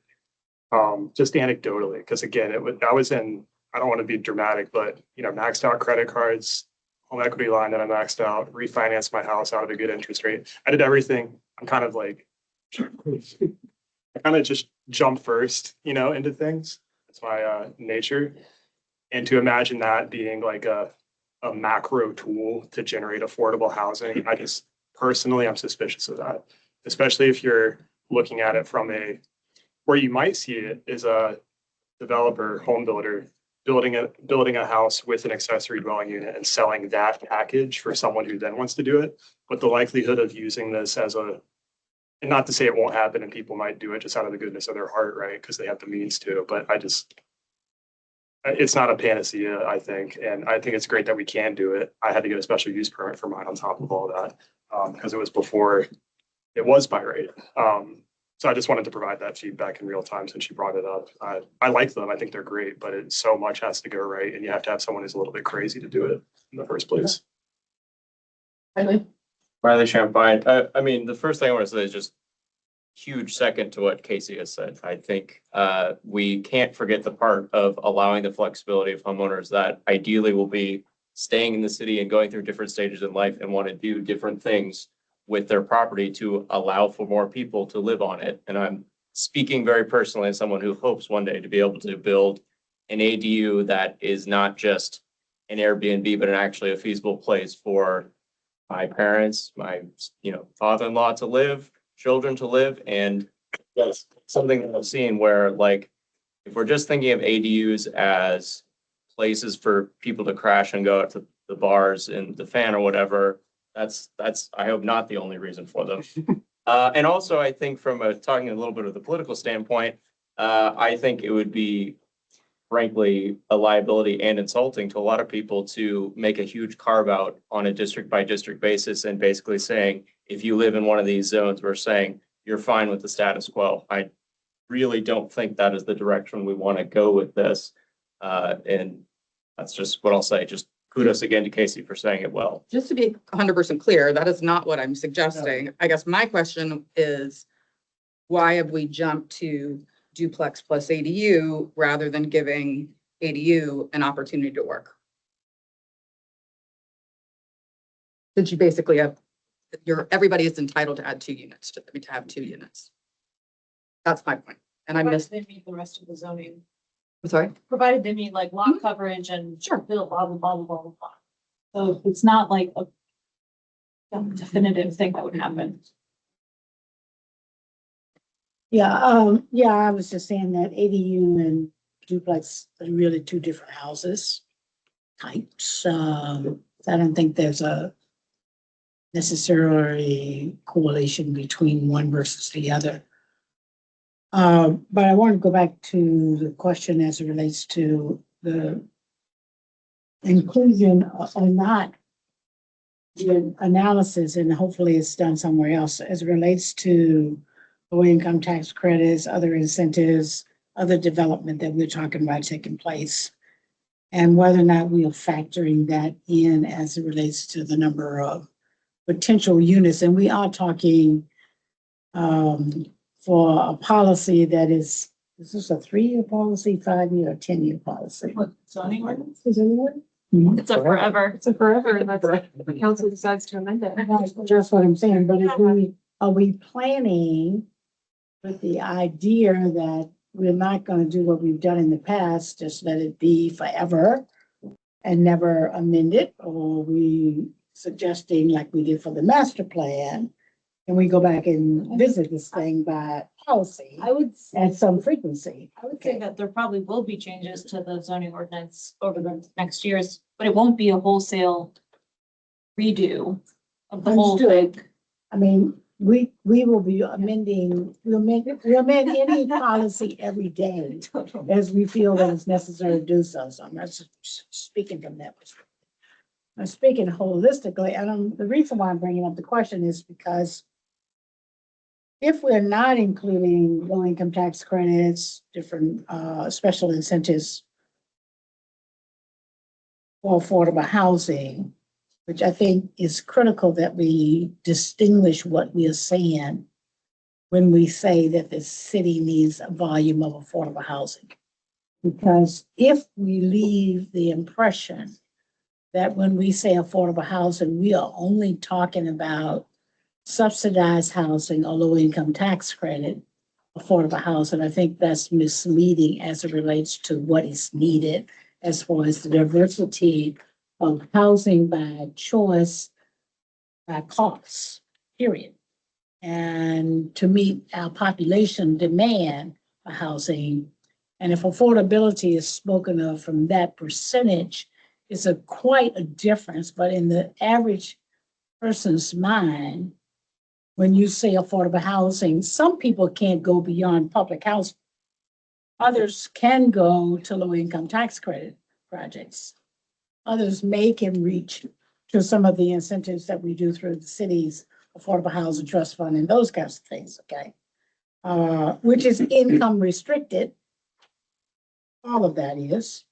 And if we leave the city to think that when we say affordable, that we're not talking about populations in general and making sure that we have affordable housing and population and leaving it just for rent restricted properties by the means of financing, I think we're sending the wrong message. And that message is what I think has created a tremendous degree of reservation as it relates to what they hear. So having said all of that, there is a lot of, over the next eternity, but I'm not talking eternity. I'm really talking 5 years, okay? Of low income tax credits and other housing that is rent restricted, right? I mean, we just entertained a preliminary plan yesterday for development that has 100 units, roughly, a little bit more, that we're talking about 450. Okay, so that's a whole lot of units. And if we just take in consideration what we may be able to do, south side, things that we know that are in some type of pipeline, we're expecting to materialize. You know, we've got Gilpin, what's going on in Creighton, what's going on in Mosby, could go up. I mean, that's a hell of a lot of units in 5 years that we're talking about right there. And so I'm a little concerned that we are really telling the whole story, and we may already have that taken in consideration, but just wanted to put it on the table just in case we have it. Thank you. Do we have additional comments or questions on the report while we still have Kyle with us? I know Is we're he gonna, still there? I know we're, oh, I thought he's there. I know I'm we're still gonna here. move I'm still here. to an open discussion for the council in the next agenda item. But is there anything specific to the report while Kyle is still with us? Kyle, any parting words for us? Nope. We will take a look at the church thing and see if it makes any modifications, and then we'll get the revised document back to staff that they can then distribute as they see fit.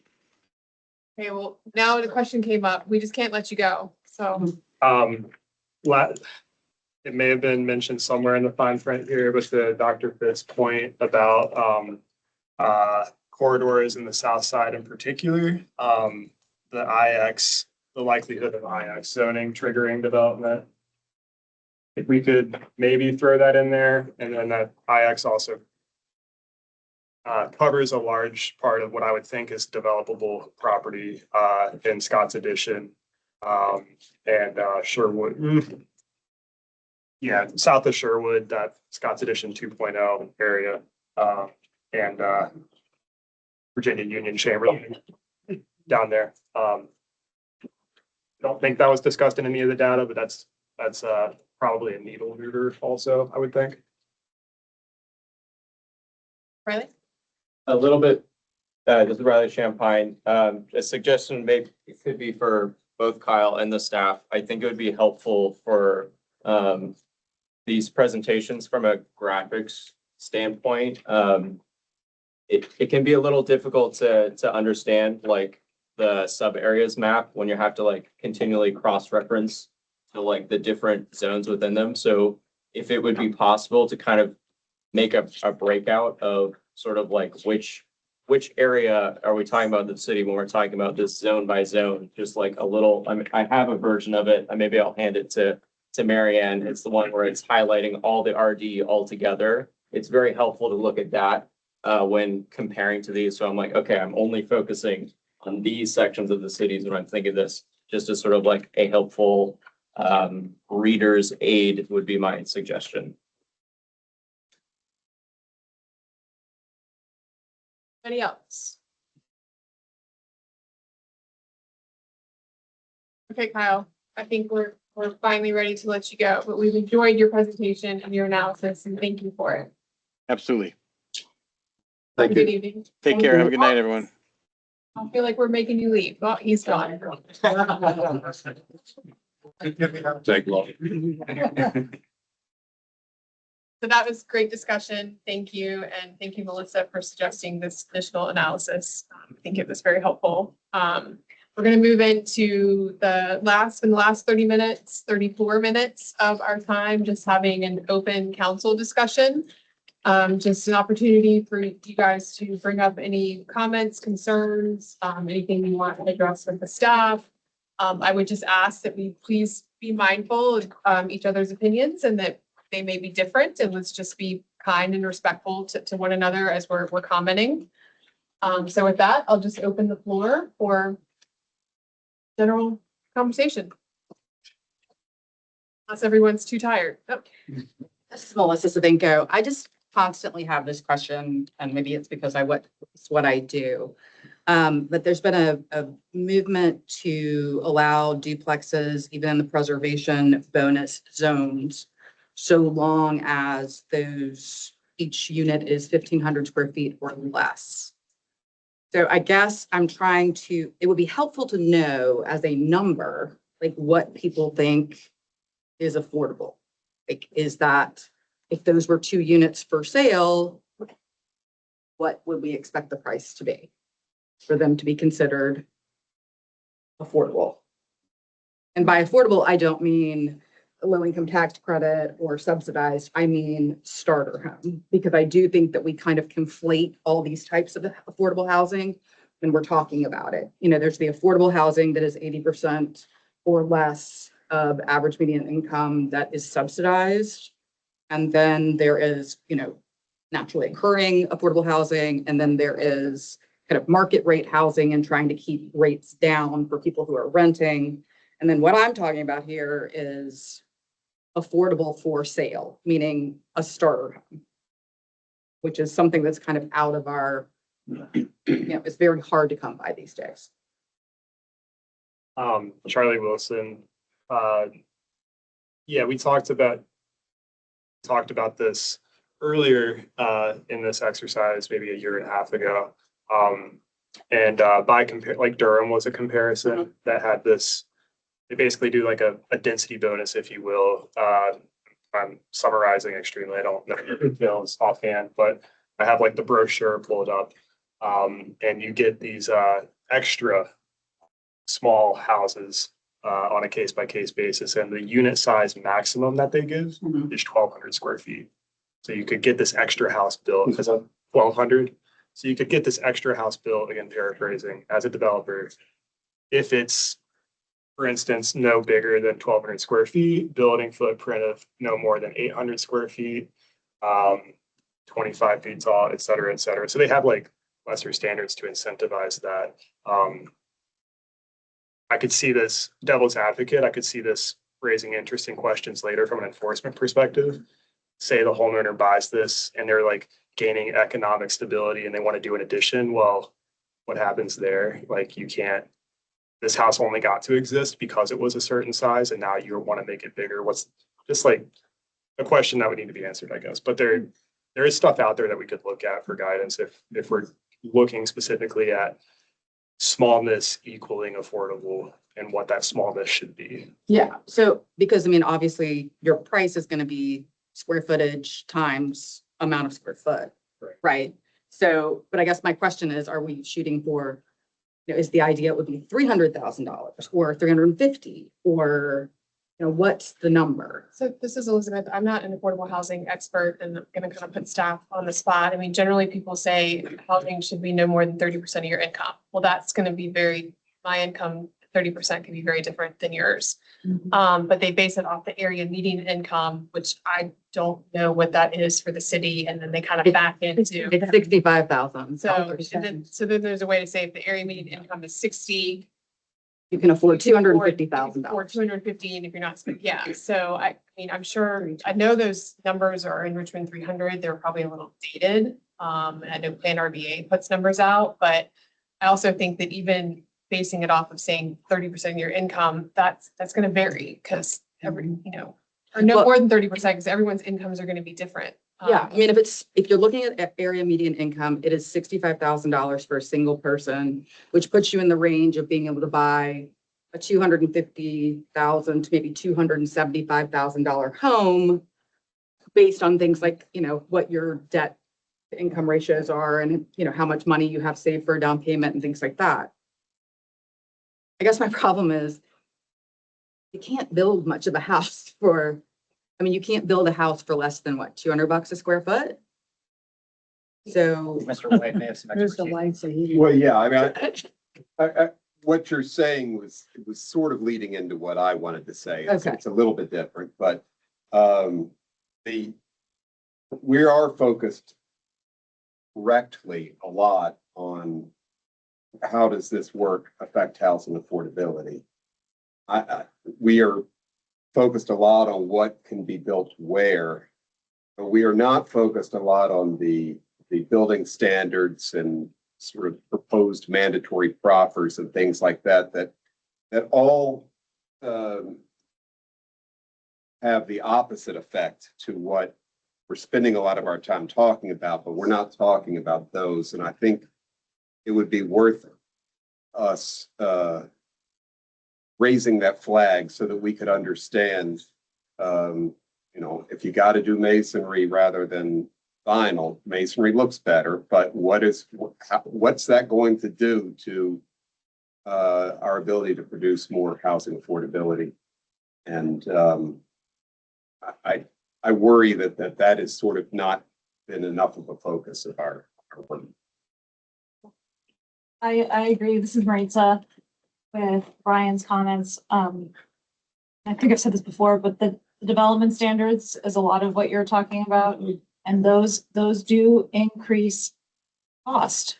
Every single thing that you have to do on your property to conform with those. And I think we were in a meeting recently with staff.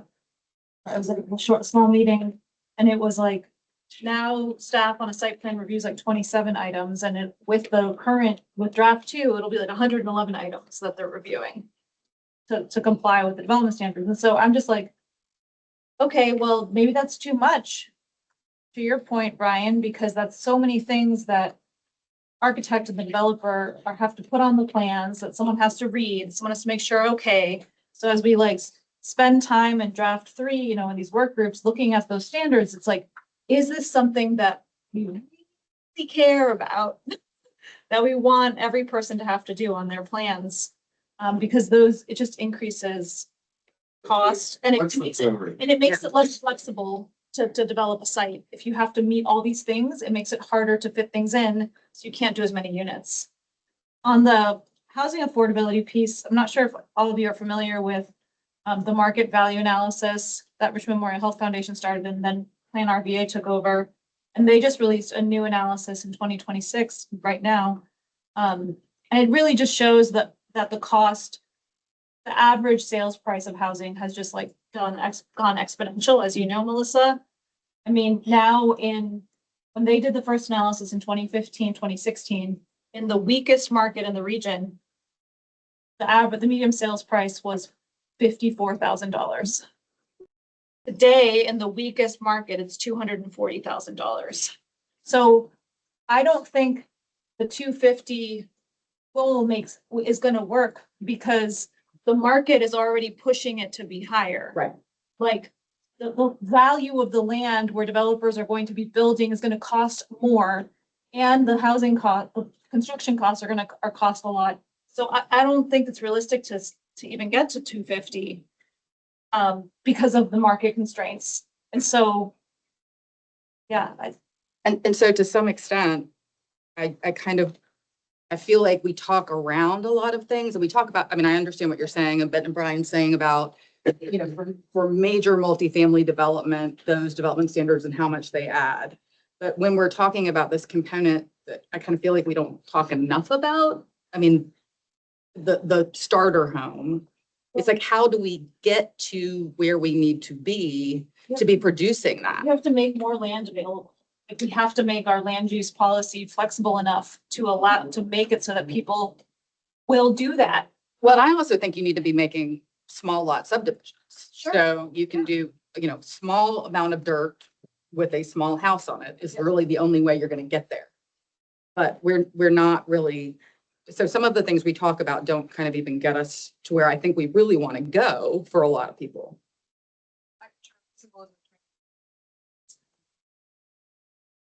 Disagree that you need small lot subdivision, but it's easier said than done, because the moment you propose that and then it doesn't mirror or closely mirror the surrounding neighborhood or adjacent neighborhood, that neighborhood comes out and says, heck no, don't put smaller homes next to me. It's going to hurt my property value. It's out of character.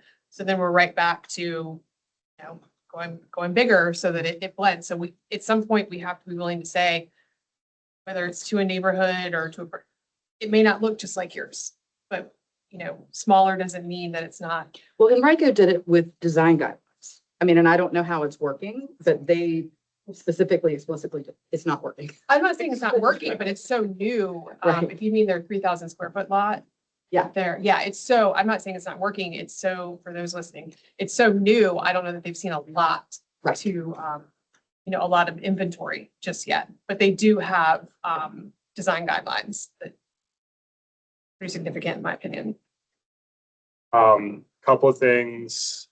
Again, anecdotally, to answer your question, there's a large affordable housing development, Highland Grove happening, Yeah. Dove Court, where Dove Court was. Yep. Thank you.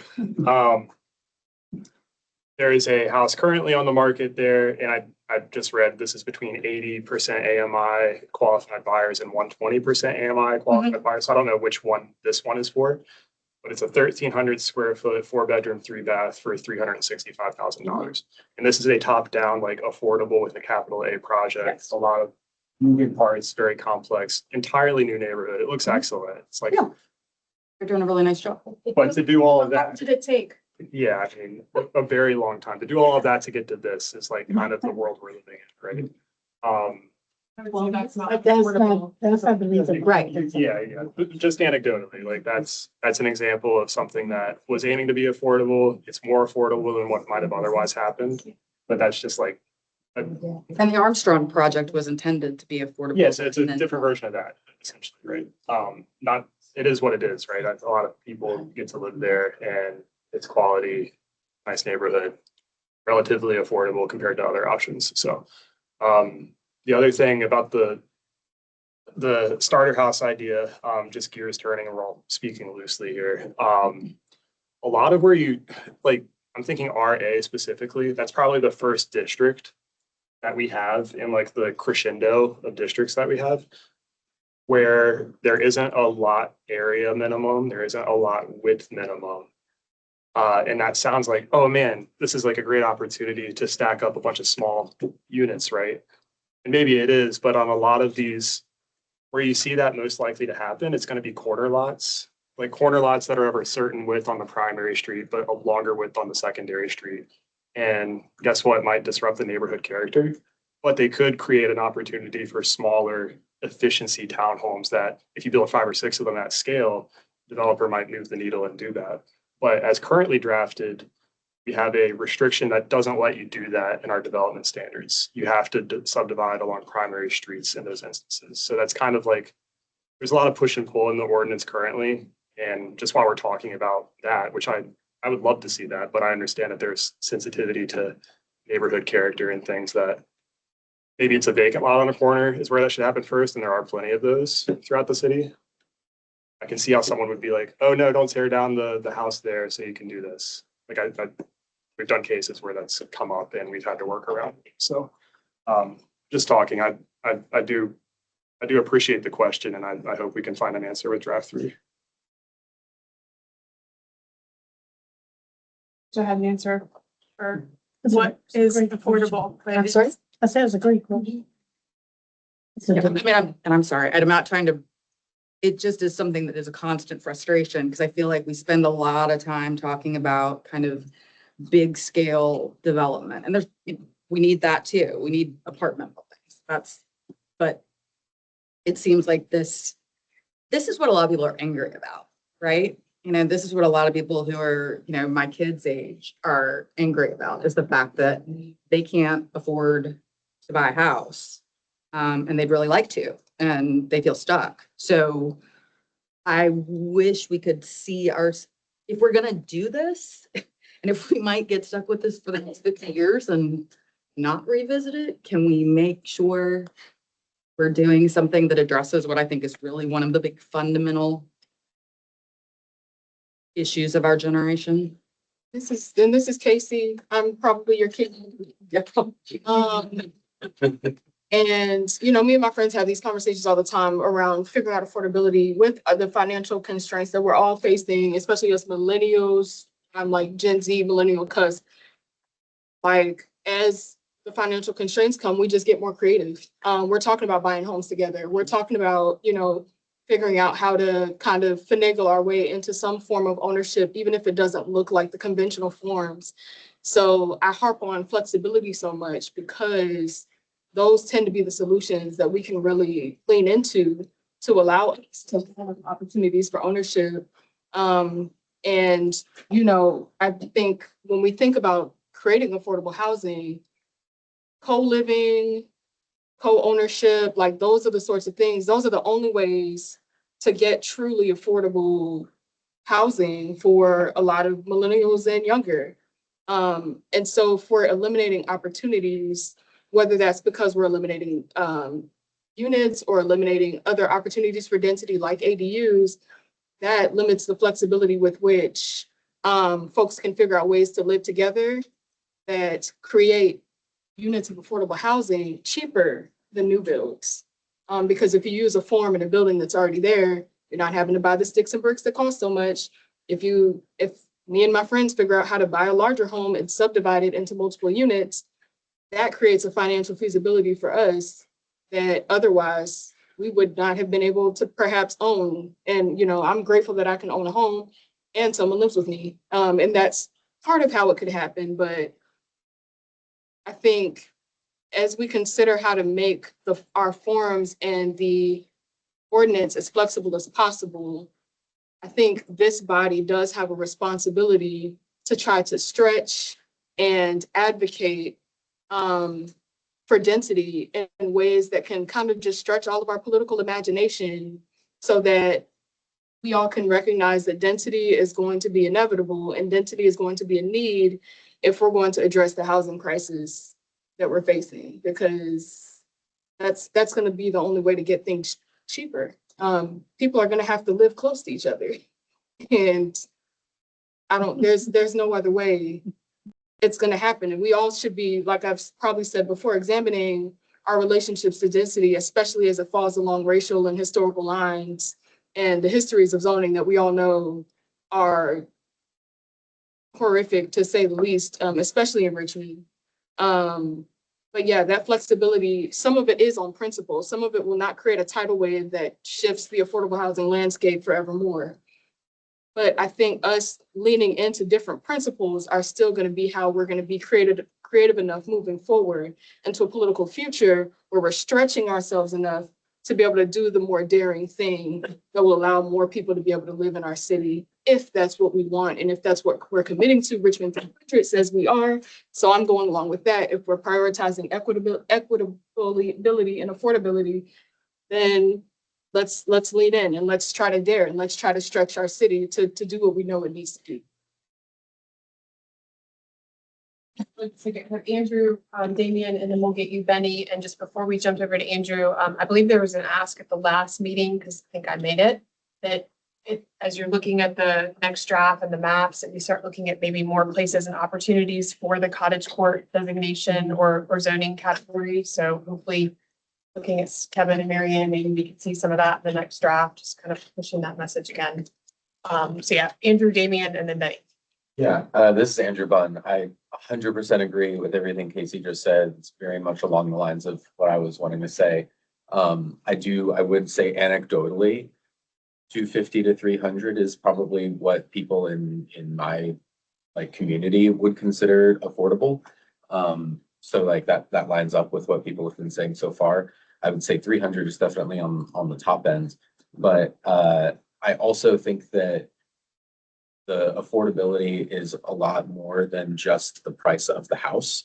A lot of it is like people's ability to save money in the first place to make a down payment, which many people in my community can't do because the rent is high and the groceries are high. General national affordability crisis is pressuring and making it impossible to save up $5,000, $10,000 that they can then spend all at once on a down payment.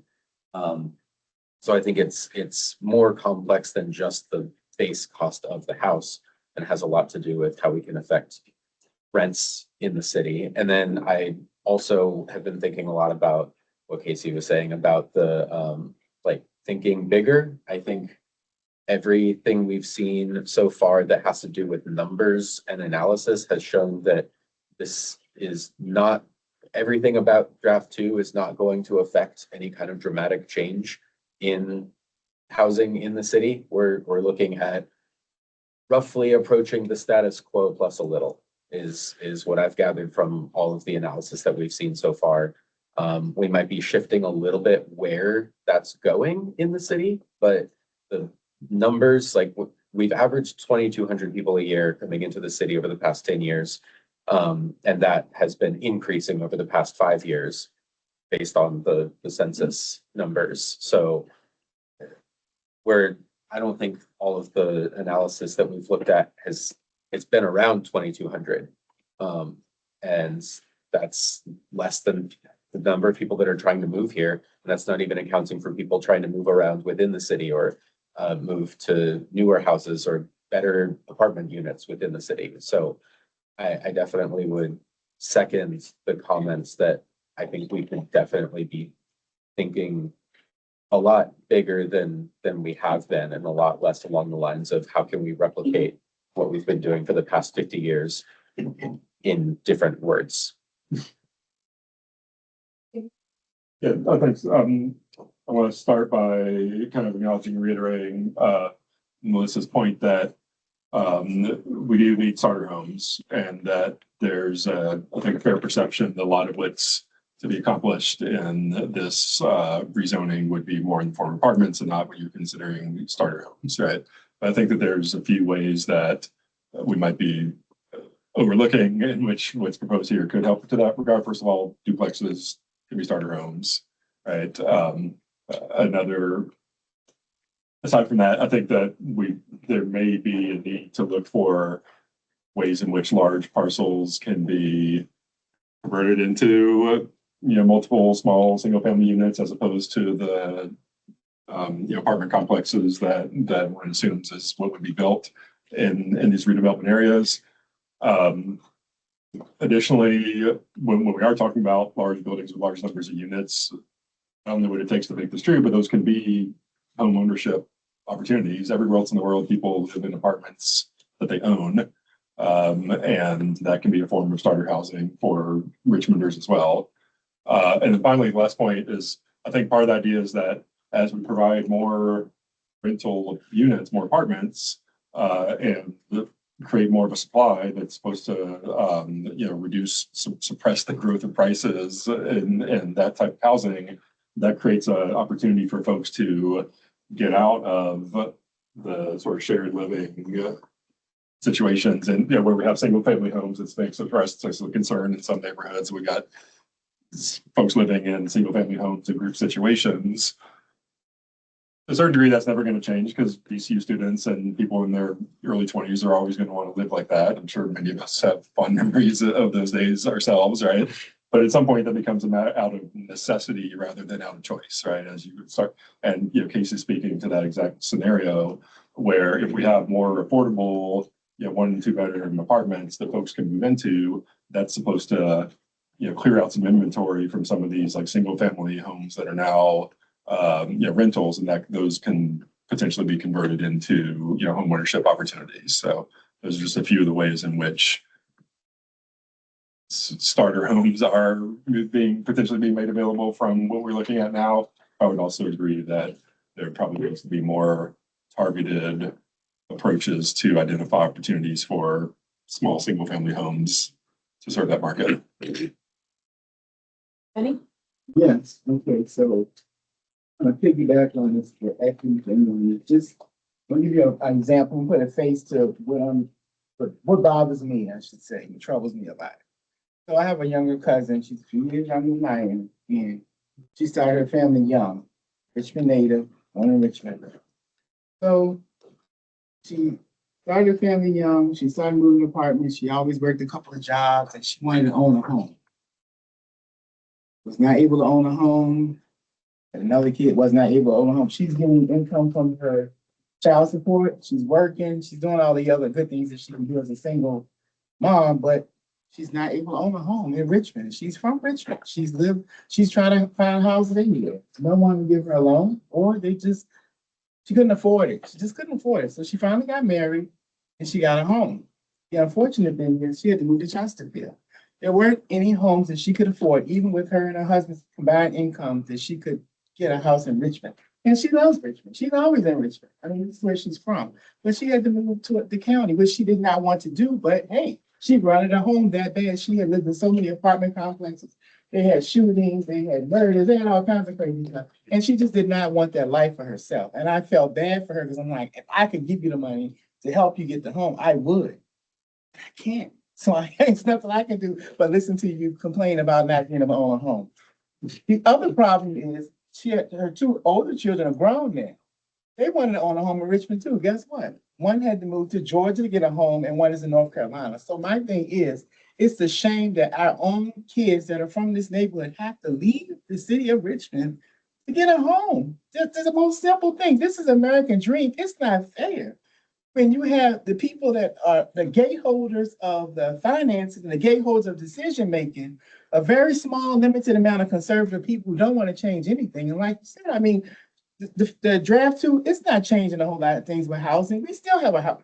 This whole country's in a housing crisis. Let's be real. This whole country's in a housing crisis, just not the city of Richmond. And I get that. But it's the have and have nots is the problem. It's not about racism so much anymore. It's about people that have and those who do not. But the basic human rights we all should have. And I've said this before. We all deserve what? Food. We all deserve shelter. We all deserve clothing. And we all deserve water. Because we don't have those things, guess what? None of us will live. I don't care how much money you make. If you don't have those four things, you're going to die. So it's not fair to be born in this country and you can't afford to stay in your own neighborhood where you were born and raised. It's a shame. And anybody who says different, they should be ashamed of themselves and come talk to me.